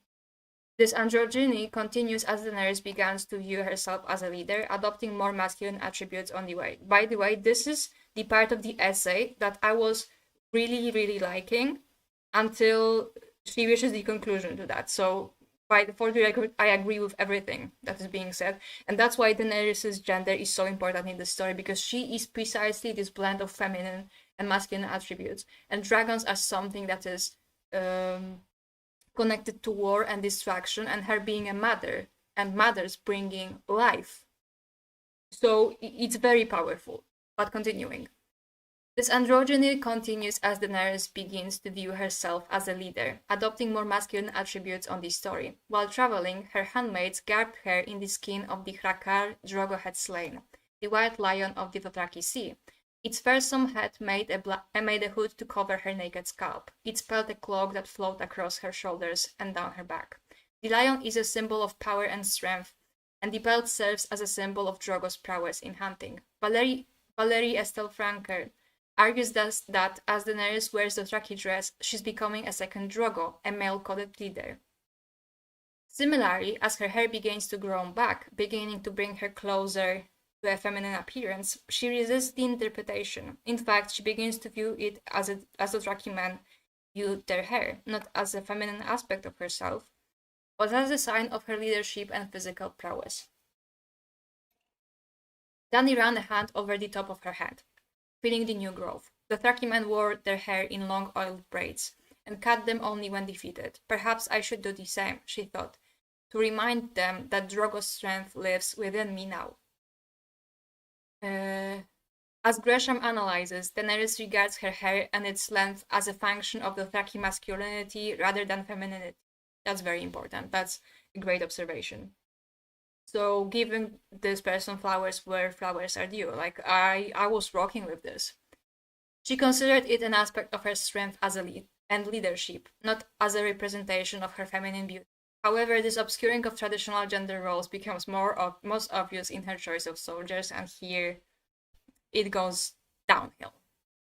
Although a few of her Dothraki warriors remain, Daenerys finds herself on a quest to reclaim a kingdom with no army. She is convinced by Ser Jorah to sail to Astapor to purchase an army of Unsullied, the greatest soldiers in Essos. The Unsullied are made up of slaves selected in childhood and brutally trained until they are masters of spear and shield and short sword.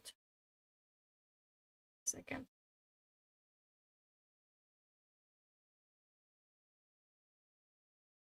Okay, short sword. Absolutely obedient, absolutely loyal, and utterly without fear. The Unsullied are castrated in their youth, but unlike in other cities in Essos, where eunuchs are often made by removing a boy's testicles but leaving the penis, which can only lead to trouble, the Astapori remove the penis as well, leaving nothing. As Gresham states, the Unsullied sexuality stands between the normal reproductive cycle. Its castrated warriors dwell in a distinct gender category that was used for the better part of 1,000 years to represent and uphold social order. Daenerys cannot have male soldiers because that will undermine her masculinized identity, at least in the eyes of her followers. In order to retain this superior masculinized status, Daenerys chooses an army of eunuchs who, in the patriarchal society of Westeros and Essos, are essentially seen as an army of unmen. That the best soldiers, viewed in Western literature as the embodiment of masculinity in the East, are not men, again plays into the Orientalist stereotypes of the East as feminized. Why does Martin choose to masculinize Daenerys in the series? There are many possible answers. Daenerys' masculinization is used to align her more closely with the patriarchy. As S.M. Shamsul Alam asserts, the colonialist project and colonial order of things were fundamentally of the patriarchal / masculine Europe itself. The masculine self penetrated the colonial world, thus masculinizing colonization. This binary relationship between the colonial and colonized leads to particular relations of rule and forms of knowledge. The forms of knowledge are based on rigid and hierarchical division between the colonizers and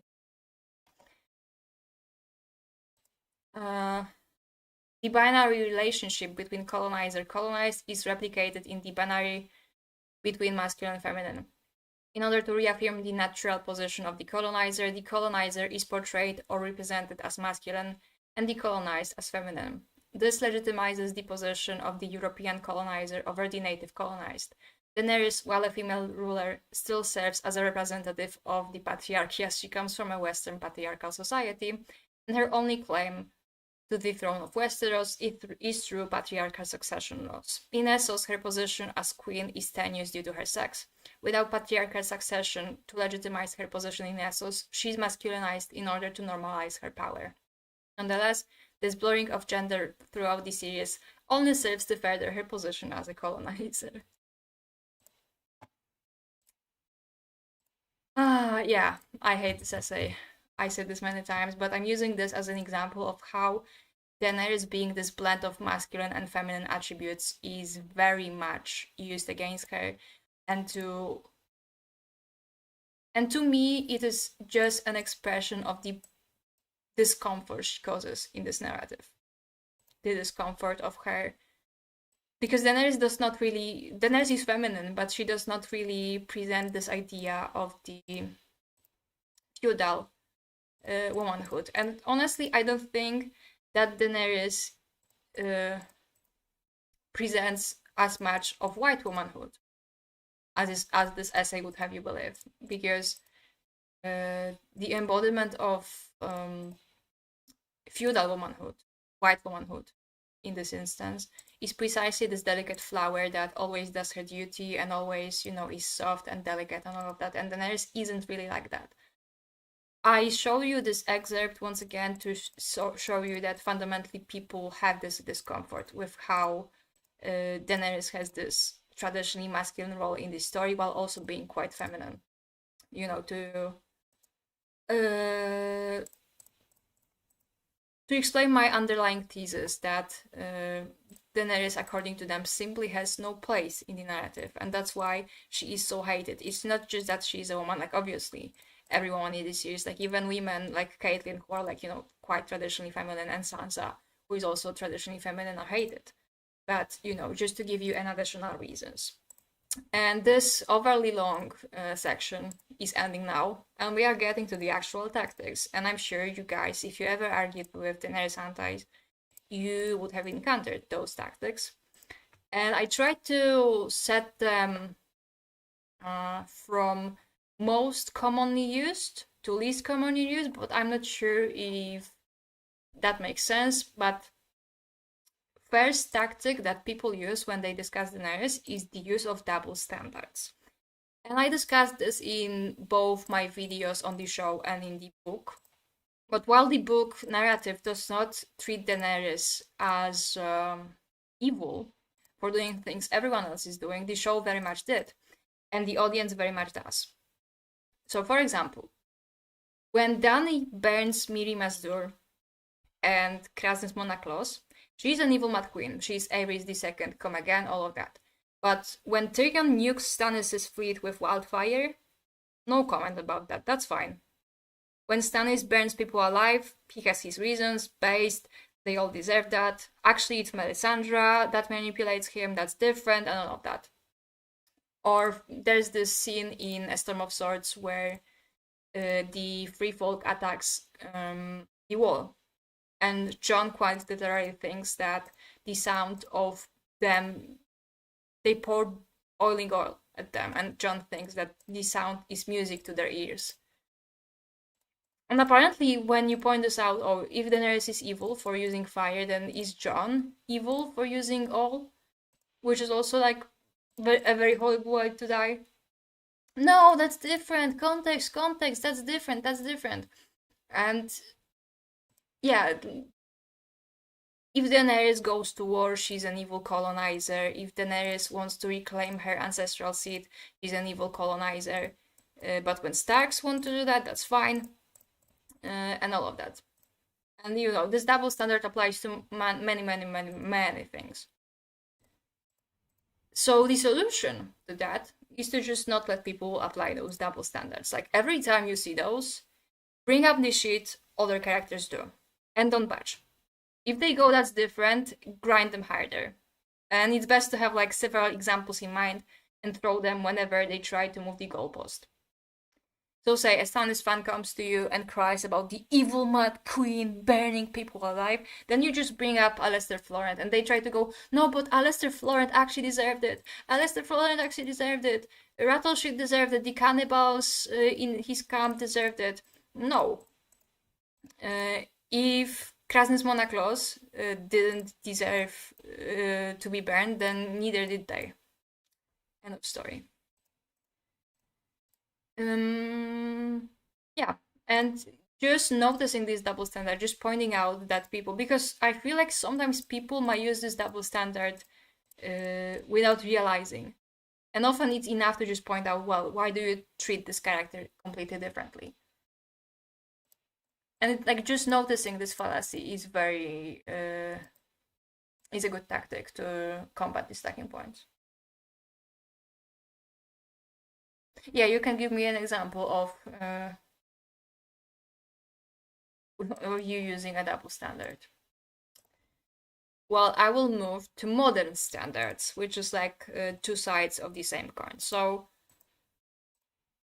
people in A Song of Ice and Fire live in a medieval society where there's a completely different set of moral rules and all of that. Like, for example, Ned Stark thinks it's morally correct to behead the deserter of the Night's Watch. That is within his rules as a feudal lord. It is within the rules of the North and all of that. And punishment for desertion, obviously, death. But when Daenerys like executes someone, oh no, but Mad Queen, she's so evil. She is going to burn everyone down because she's crazy. And there's this presumption that Daenerys should be above all of this. There's a presumption that Daenerys should magically develop 21st century morality. And the issue is that Daenerys does have some, not really anachronistic, but like she holds herself to a very high standard with regards to that. And that might be part of the reason why other people also hold her to this higher standard. But in general, women are expected to abide by completely different moral rules and are judged more harshly if they fail in applying those rules. A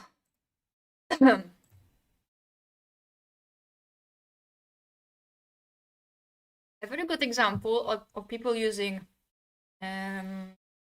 those modern standards is the situation with the crucifixion of 163 slavers of Miriam. And this is like the favorite of people who hate Daenerys. They will bring it up whenever they possibly can. And I'm telling you, if Stannis did that, if Jon did that, they wouldn't have a problem. They would say that it's based, it's amazing, it's oh, they are so just and so moral, oh, they end slavery, that's great. But when Daenerys does that, Mad Queen. Like, for example, in this scene, like people, because this scene is one of the very few instances that Daenerys acts in a very violent way.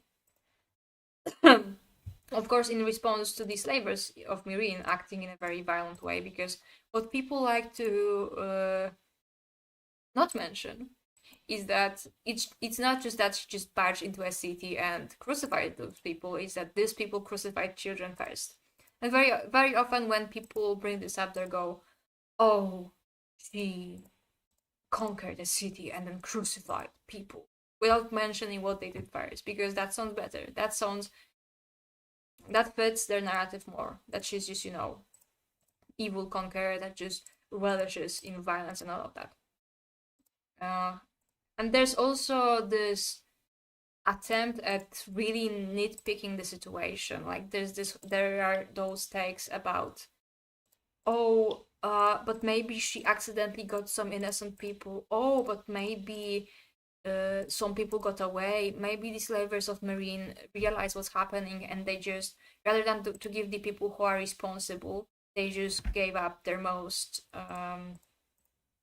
their least powerful members to protect themselves as a group.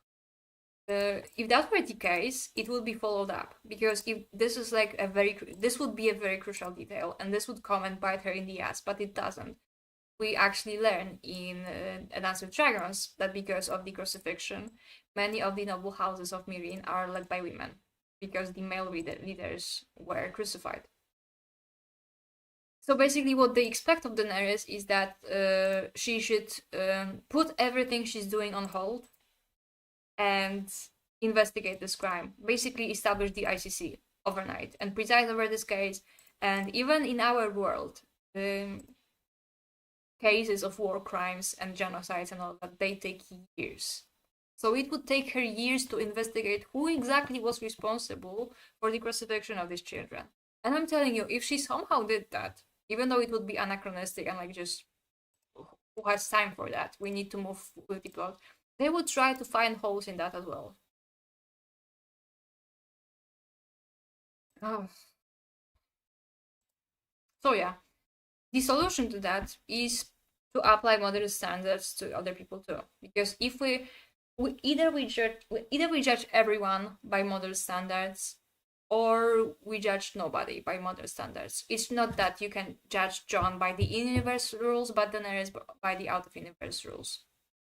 A good way is to bring up Janos Slynt. Like, for example, if this is a Jon fan. He wasn't given a trial either, and he was executed not because he crucified fucking children, but because he refused to follow an order, and there's reasons to indicate that Jon knew he won't do that. So he basically set him up so that he can take his head. And obviously they're gonna go, oh no, but that's different. No, it's not different. If Daenerys is an evil mad queen, if she should hold a trial for a war crime, then so should Jon hold a trial for Janos Slynt for refusing to follow an order. Either everyone is judged by modern standards, or nobody is judged by modern standards. Okay, any questions at this point?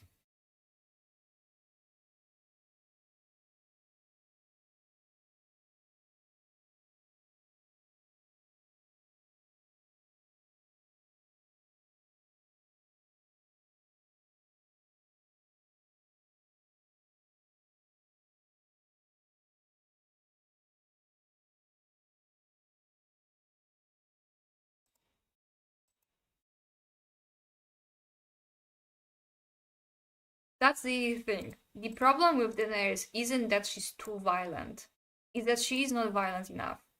But people not only want her to not only condemn her for how she. Wait, where was I going with that?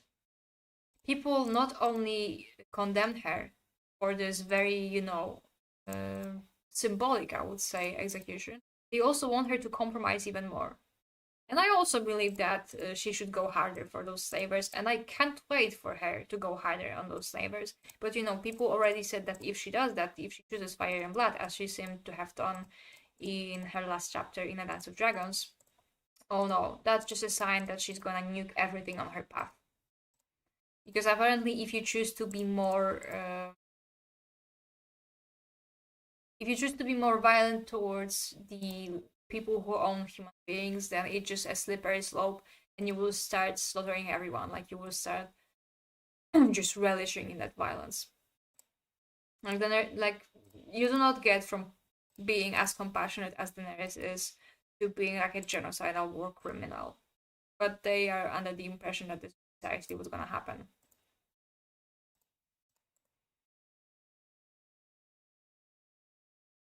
I hate the double standards in fiction, let alone in real life, but where are we supposed to be able to do anything, and where dragons fly magic exists, we are supposed to still be weaker than men.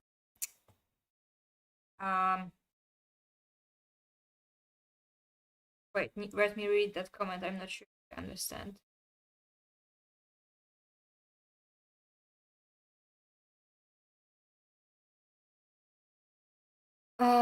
Yeah, that's the problem.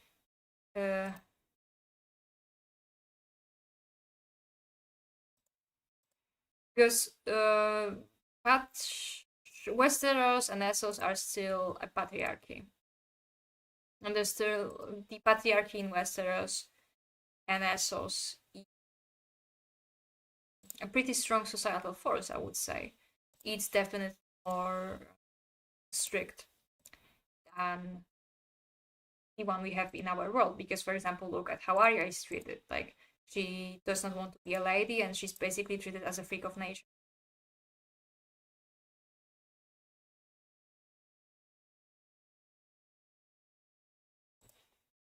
You know this saying when people go, violence is never the answer. Sometimes it is the answer. Sometimes it is the only answer. Because if someone, like, there's also this, double standard applied to violence. Like the violence of the resistance and the violence of the oppressor. Because when a certain fake country in the Middle East comes, expels people from their homes, slaughters them relentlessly for 2 years, slaughters them relentlessly for 75 years, silence. But when they resist, oh no, violence is not the answer, non-violent resistance. No, they tried to do it non-violently and didn't work. And here in this instance, I want to read you a quote from a known abolitionist, John Brown, who was like fanatical in his hatred of slavery during the American Civil War.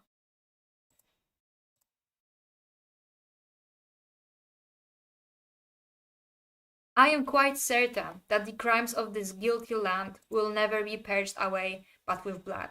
I had, as I now think vainly, flattered myself that without very much bloodshed it might be done. I'm sorry, but like, slavery will not be overthrown by being nice, by compromising. Because by compromising, then there is the situation is that Mirin is technically a free city, but even in here there are holes. But Astapor is going to be rebuilt as a slave city, and Yunkai resumed slavery as soon as she left the city because she didn't sack it.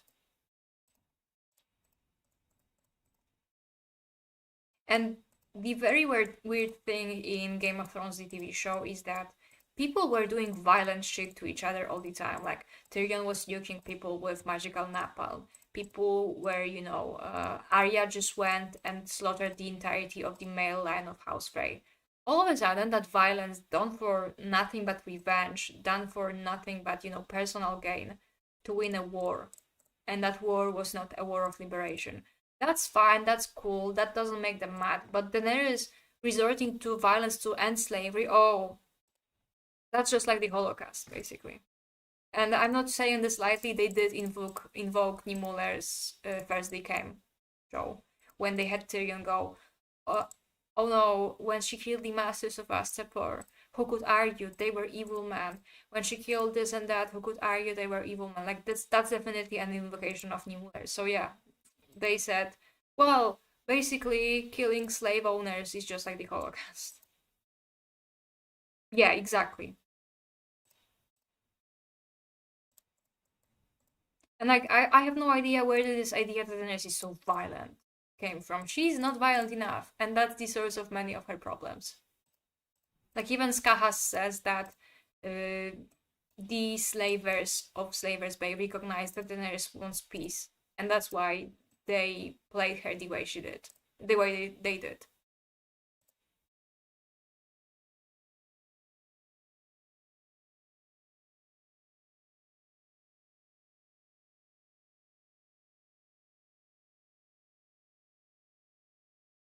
Yeah, people talk about how violence is not the answer. Only when they lecture people who are being attacked, only when they lecture people who fight back. Because the presumption is that you should, in order to be a good person, you need to show the other cheek. And just lie down and accept your subjugation. And like, you even see on the micro scale, I always bring up the situation that I think happens quite frequently in schools or in kindergartens. Like, there's a kid that was a bully, right? and he's bothering other kids. And one day, one of the kids that is being bullied fights back, and they are both taken to the principal's office. And the first thing the principal says, "I don't care who started it." Why don't you care who started it? It matters who started it.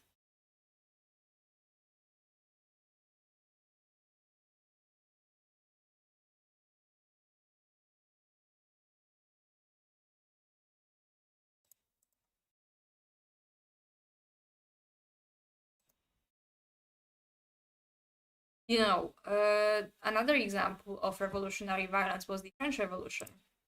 And that's very interesting because it was a bourgeois revolution. It was basically a revolution that fought for the right of the bourgeoisie. And at the time, it was a progressive force. At the time, Marx and Lenin both spoke positively of the French Revolution.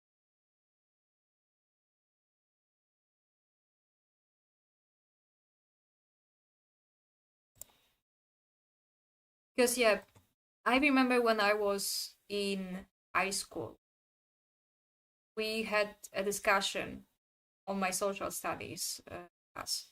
Because in my class, you had to choose a subject that you want to have extra classes for.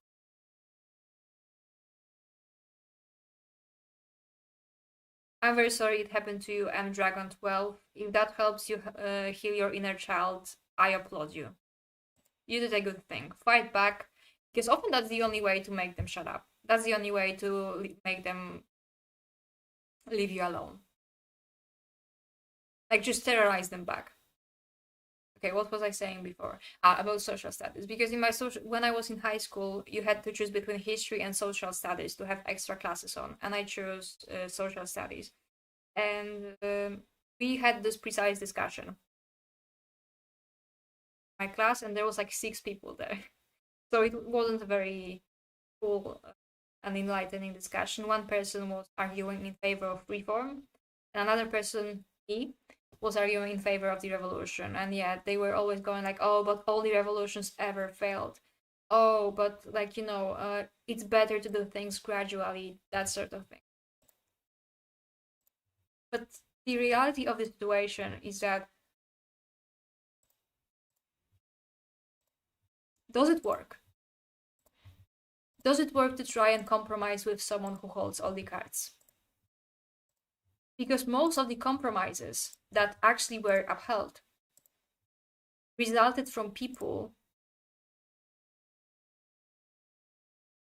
being the people in power being cornered, being forced to the negotiations table. Like, for example, what was the March on Berlin, if not a violent resistance? The only way, like the moment, the only reason why a certain someone took his own life, unalived himself, was precisely because the Soviets were knocking on his door. He's done. Do you think he would do that if there was like a slither of a chance that he can win? No. He was led to that point. Yeah.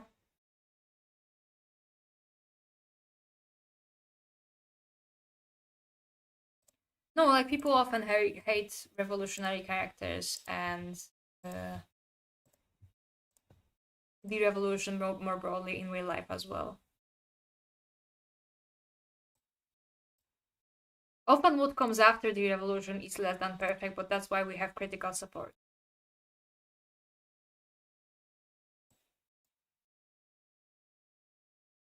Yeah, I also think that because people think that revolutions are just, destruction of everything. No. There's always someone that has to pick up what is left of the destruction and try to build something new. That's what happened after World War II. And that's what will the freedmen be doing in Slaver's Bay, because it's not gonna be like, generals will come, nuke everything, and just leave, because that will lead to insane instability. we were going to talk about anti-Dany tactics, and of course I got distracted and talked about something entirely else. But yeah, I think this is still within the discussion of the morality.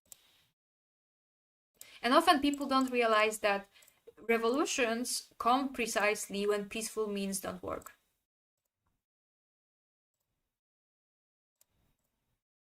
Because there's often this moment when the starting point is, let's try and discuss, let's try and compromise, and it doesn't work. And at that point, the only thing that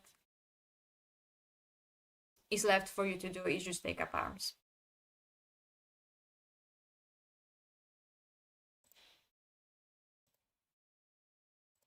I'm just very distractible.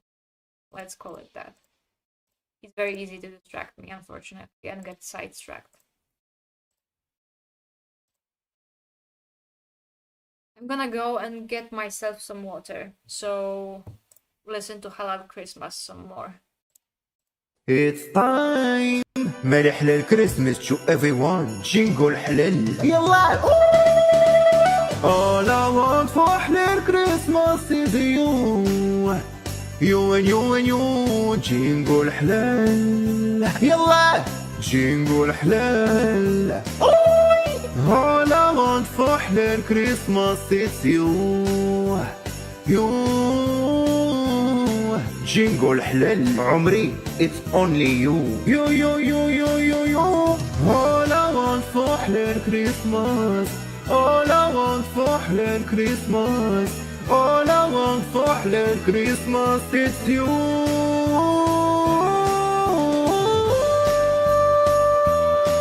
حبيبة It's you Only you It's you It's you ايوا مالي حلال كريسمس to everyone جنقول حلال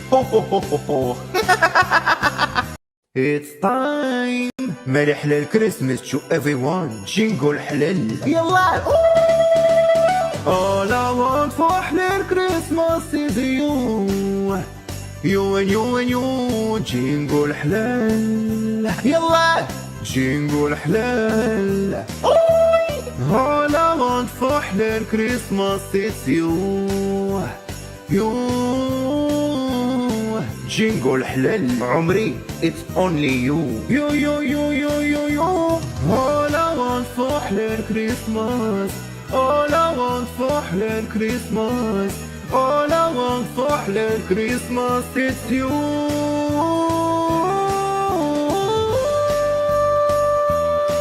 حبيبة It's you Only you It's you It's you ايوا مالي حلال كريسمس to everyone جنقول حلال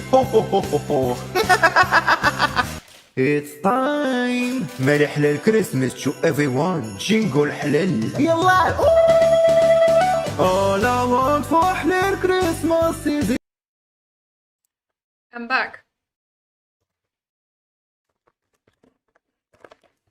I ate some sweets. I have lemonade on me. Let's go. That's not, where did I put that? Okay. Let's not dwell too much on that. But yeah. We got sidetracked, so let's move for another one. Let me look at my notes.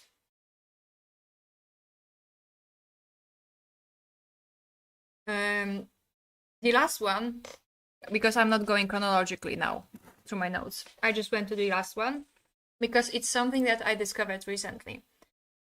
I didn't know, I mean, I knew of the existence of something like this, but I didn't know it has a name.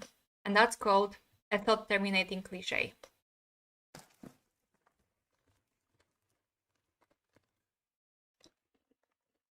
And a thought... Wait.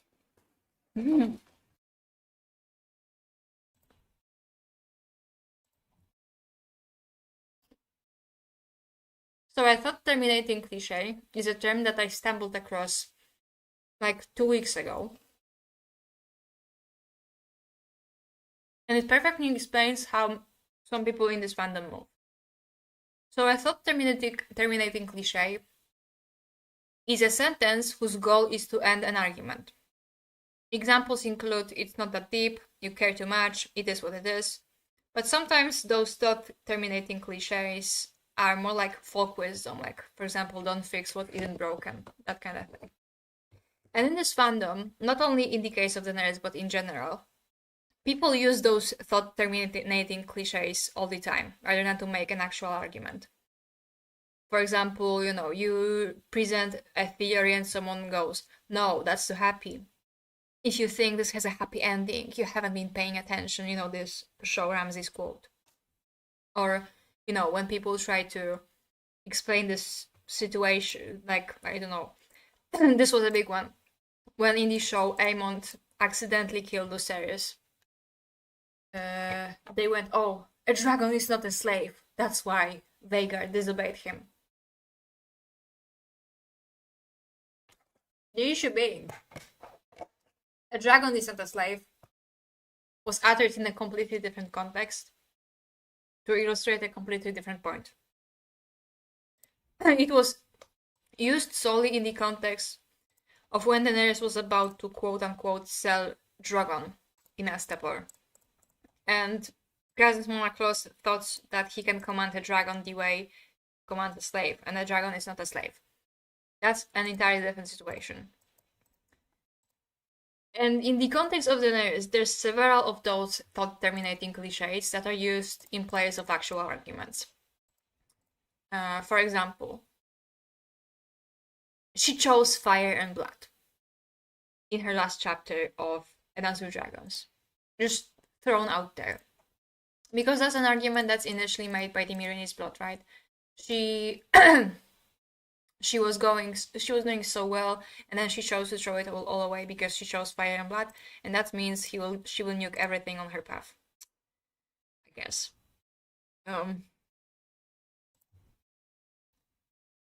And that is supposed to end the discussion because it's precisely a thought-terminating cliche. It's a discussion-terminating cliche, or so.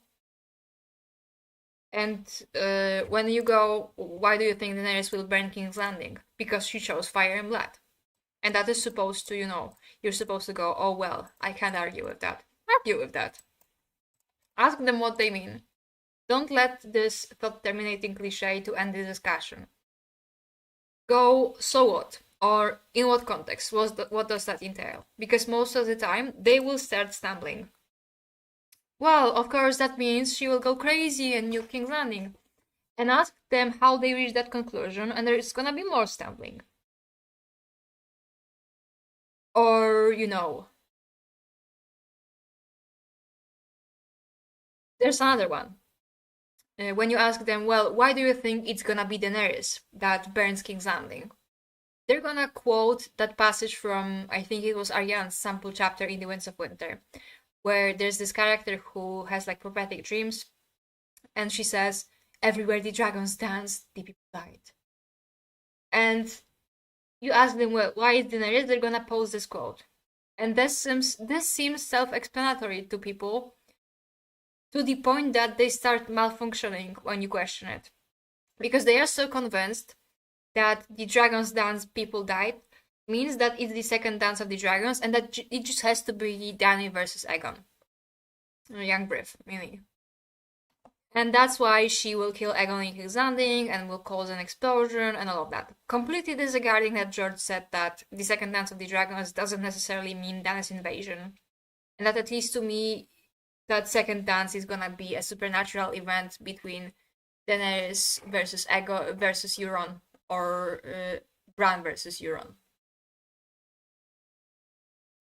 That's the thing. People forget that as the story progresses, the political plotline takes the backseat. But they still think that it's gonna be all about politics. That there are no, horrors beyond people's comprehension going on in Westeros and in Essos.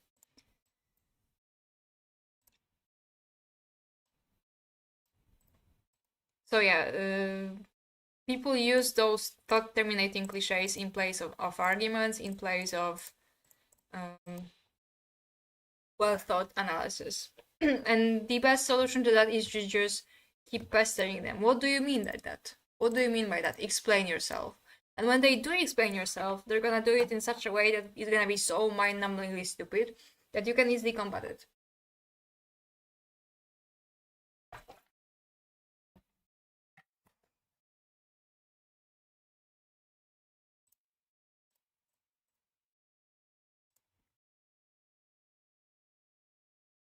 Another example of like wait, I forgot what was I going to say. Let me eat some sweets. Fuck.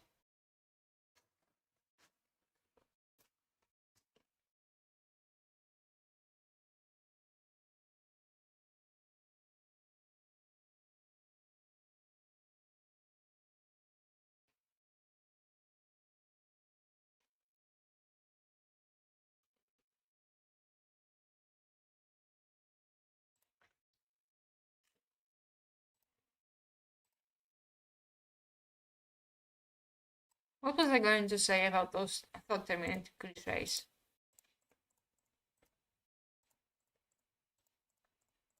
Whatever. I don't remember.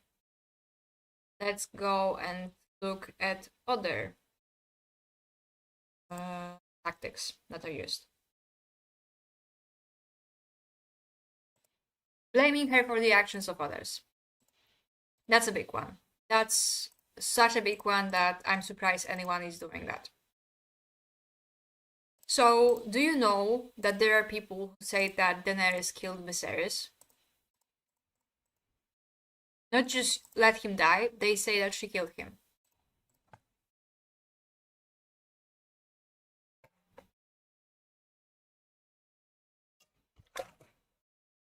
And there's a really great quote from Barry Stan from A Dance with Dragons, where he says, "The slavers will find some way to blame Daenerys for that as well." And that's what happens. People will find a way to blame Daenerys for everything. Like everything bad that ever happened, that's Daenerys' fault. I saw people say that Daenerys brought the plague to Astapor. That it's her fault. Somehow.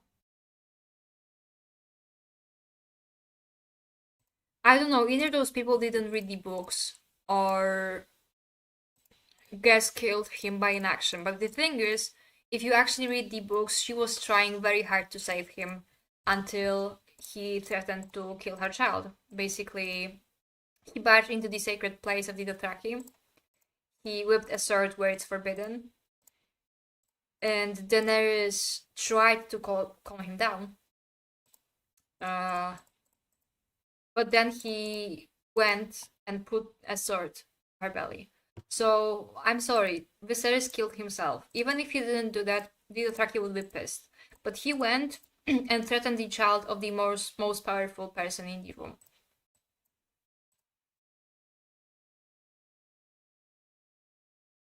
Yeah, about Jon, absolutely. The same thing happens with Melisandre and Stannis. She is blamed for his actions, both by Davos, Crescent, and all of that, but also by the fandom. Which is why people are so fond of saying, you know, it's actually gonna be Melisandre that burns Shireen, not Stannis.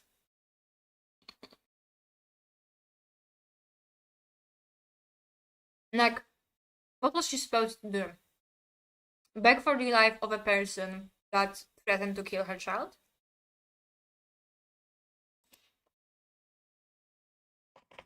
They would find a way to make her evil for that as well. Because they already make her evil for like for falling in love with Drogo. So if she was begging for Viserys' life, they would say that she's also evil. Because it's evil, because how dare she beg for the life of this evil person?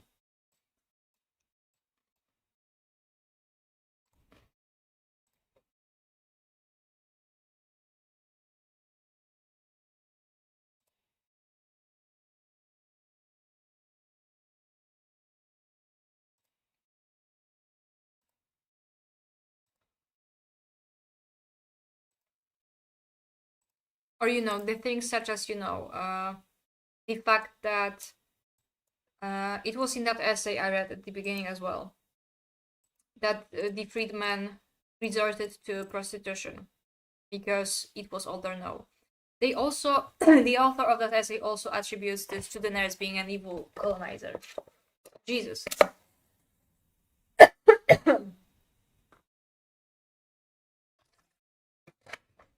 The reason why the freedmen, the Mirin, don't know how to do anything else but prostitution is because these slavers didn't teach them anything. They were raised to be sex slaves.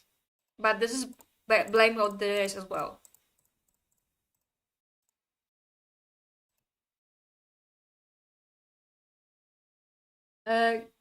Kit Harington and Sophie Turner, I hate them both, sorry.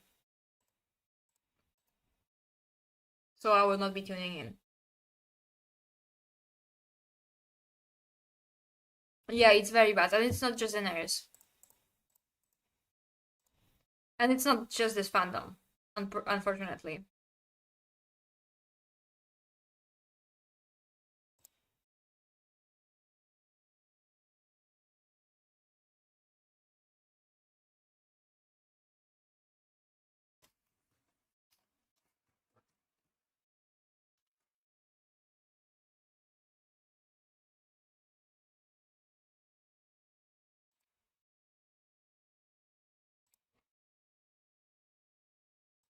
And it ties back to what I said.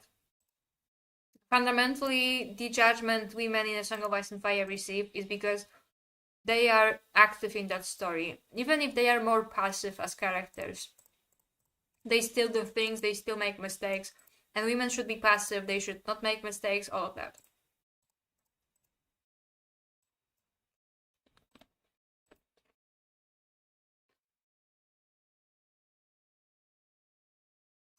They're both Zionists, that's why I hate them.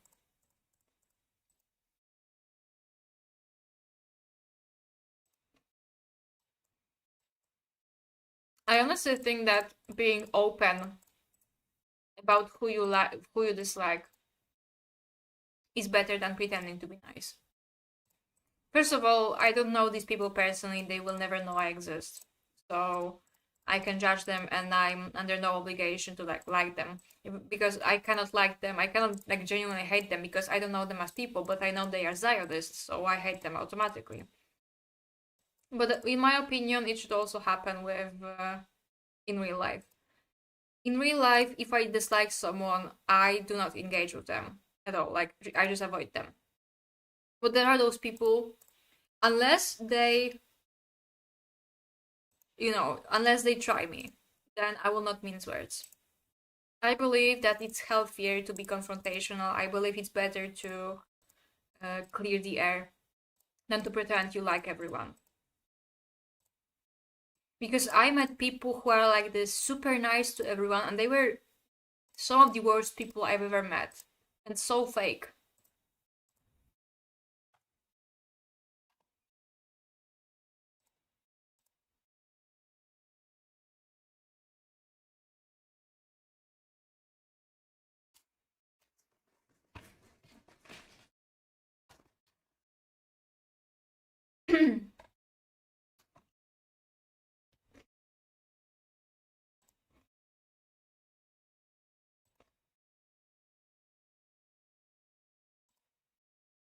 Like just because an emotion is negative doesn't mean it's a bad emotion. Emotions are neutral.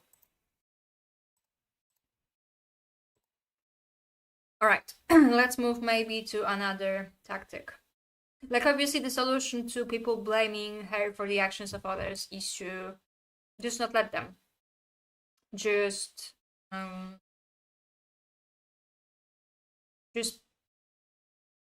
if someone says she killed Viserys, you need to tell them what the fuck are you talking about. Because the thing about those tactics is that very often they result from people twisting the text. And I will show you, this is yet another tactic, taking things out of context. Sorry.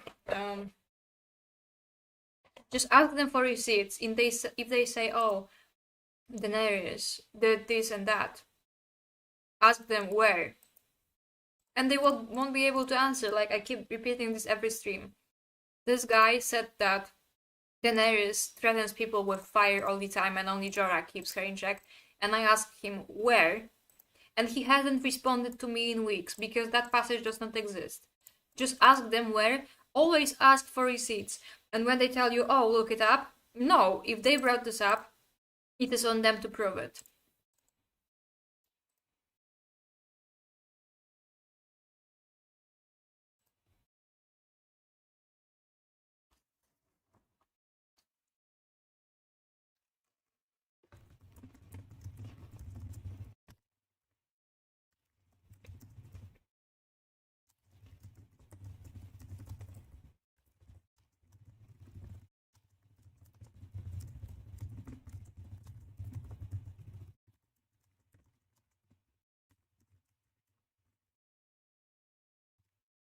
Okay,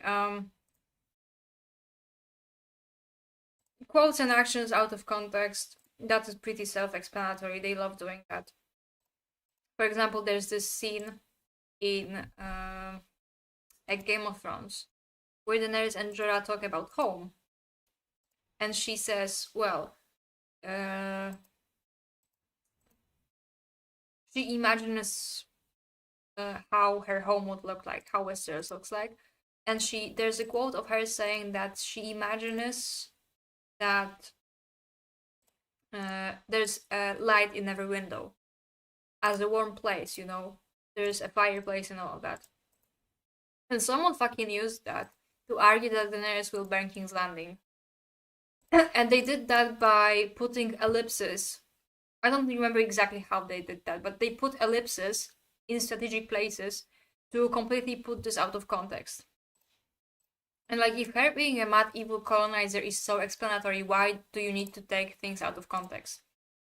It should be visible from the text proper, and it isn't. Sorry.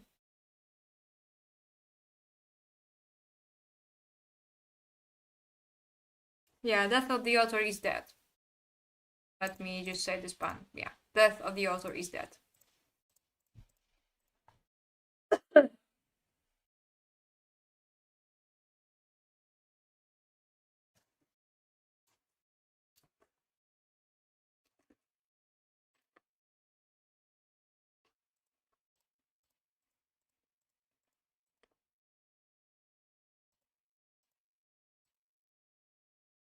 So yeah, solution to that is precisely show us the full passage. I can count how many times when I said show us the full passage, they just went silent.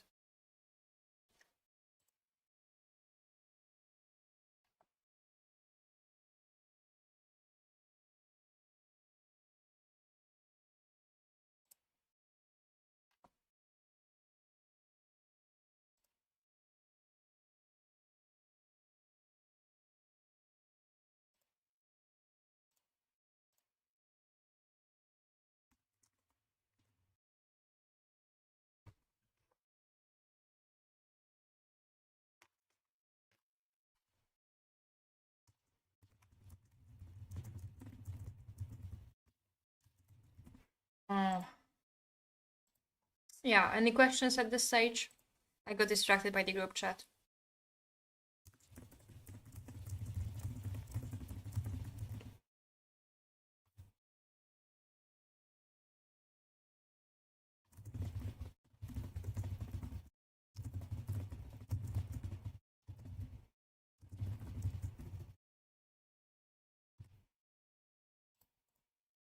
Yeah, I think I will be finishing this stream a bit earlier today. I did not exhaust the subject as much as I could, but I think I gave you the general sense on... Okay, take a moment to phrase the question then. In general, the best way to do that is to just remember that a lot of people who make those arguments didn't read the books, or if they read the books, it was a long time ago, and they're just going off of vibes and what other people say. Just ask for the receipts. Yeah, exactly.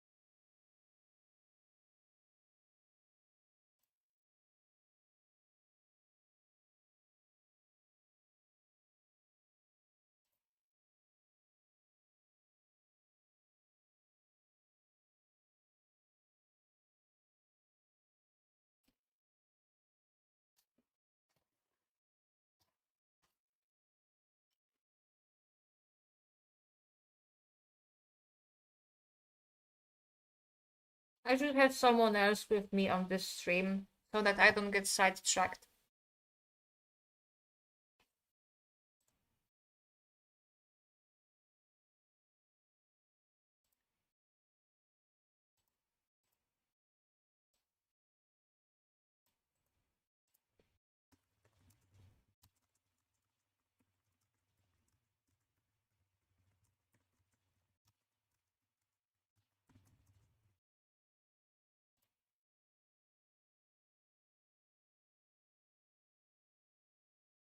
Da, da, da, da.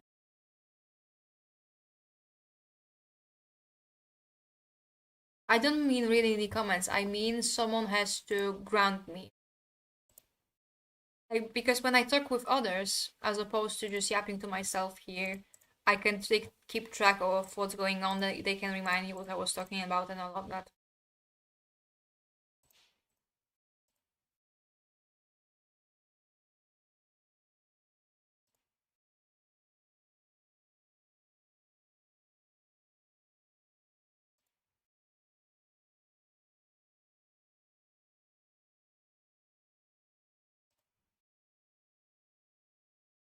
Hmm.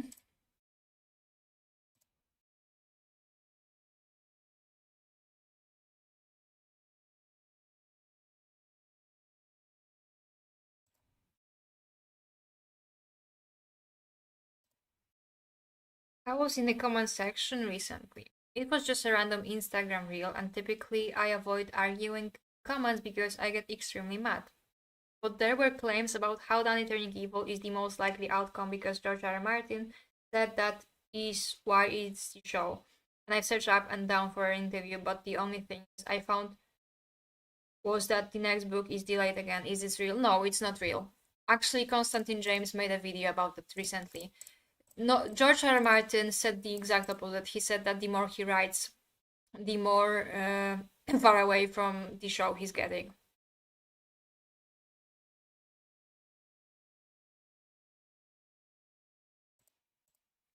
He said this in his blog post on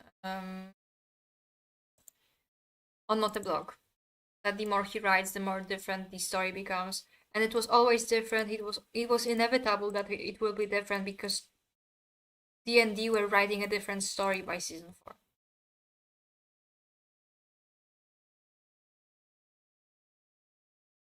No, I think it's gonna be so drastically different that people will start saying that, oh, but the show Game of Thrones was actually better, this is shit. And also a lot of people who say that never read the books. They are just show fans that go and rage bait people. It's the same with the people who, they go, oh, whenever there's news about George doing something that is not related to the Winds of Winter, they go, finish the book! And 90% of the time, they are the people who never touched the book. Actually, I have a video on my channel.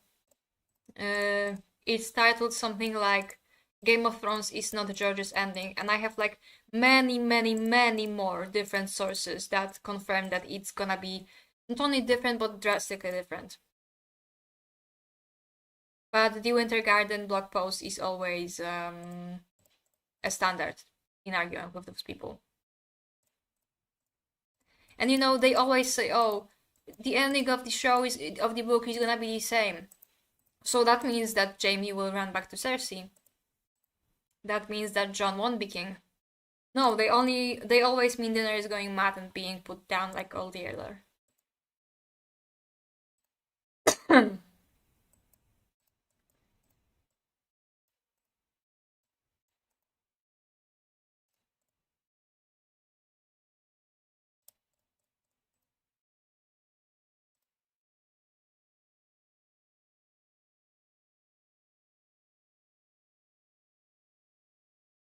Yeah, the thing about it is that if you are going to argue about the Song of Ice and Fire or make content about it, you should absolutely do rereads. And I've done several rereads in my life already, and like I said, my last reread was quite far back. It was in 2021, but that's because I have this premonition that I told you guys about. about how I won't reread unless George drops wins, and then I will do a reread.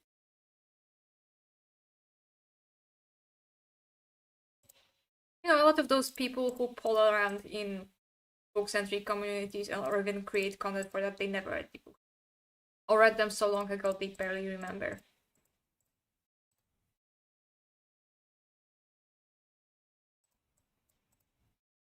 I'm reading Stephen King now. Not because I like him, but because my friend wanted. Oh guys, if we get Wind's release date, then doing a reread on stream will be divine. I thought of doing this in a video format, but doing a reread on stream would be divine. George R. R. Martin, do you hear me? I'm gonna do a reread stream if you post Wins. That's a motivation for you.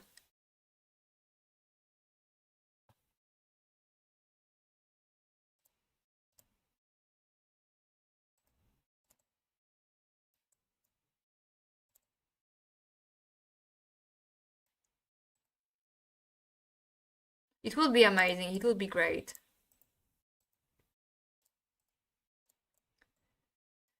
I'm thinking Wins 2023, 26, but I'm not sure.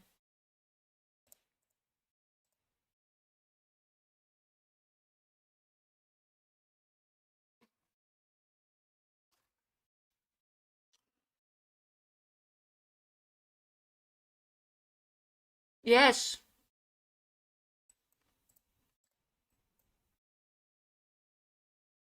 And then imagine, the books drops, and we have a book club for discussing chapter by chapter of Wins. That would be divine.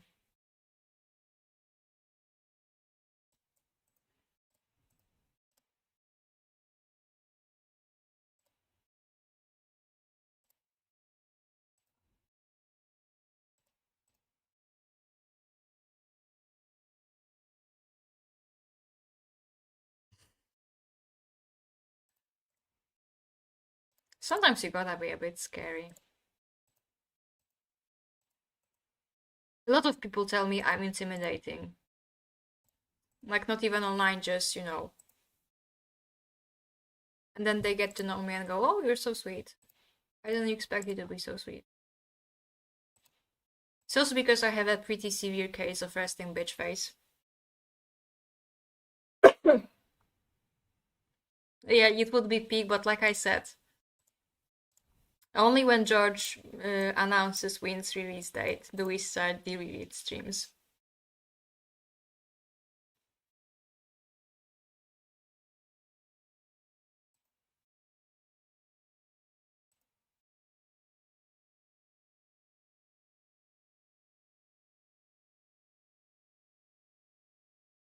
All I want, hello Christmas, is you.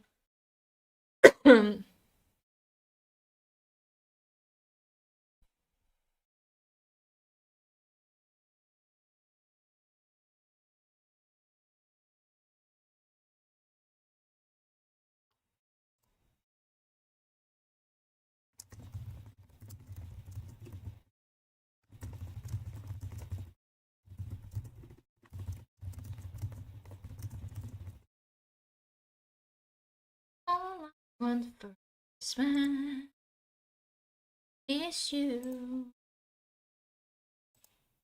Alright, guys, if there's no more questions, a collab with who? Other YouTubers? With James, maybe. What about James? I'm not saying anything, but we are cooking something in our Discord DMs. Just throwing ideas around, but yeah.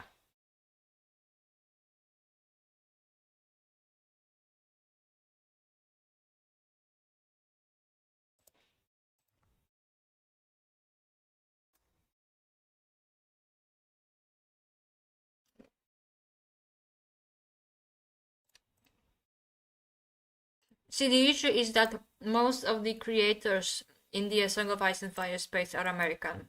So it's difficult to, you know, find an appropriate time in which we could do all of that, because it's almost 11 p.m. where I am. It's very late. I hate time zones.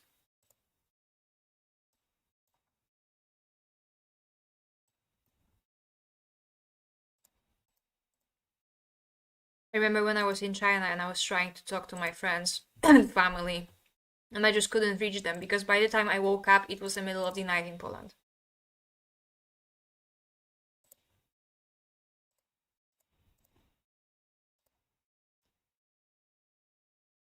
I need to prepare better notes for the next time. I know I keep saying this on every stream, but I get sidetracked anyway, and sometimes I almost feel like the discussions are better when I don't have notes.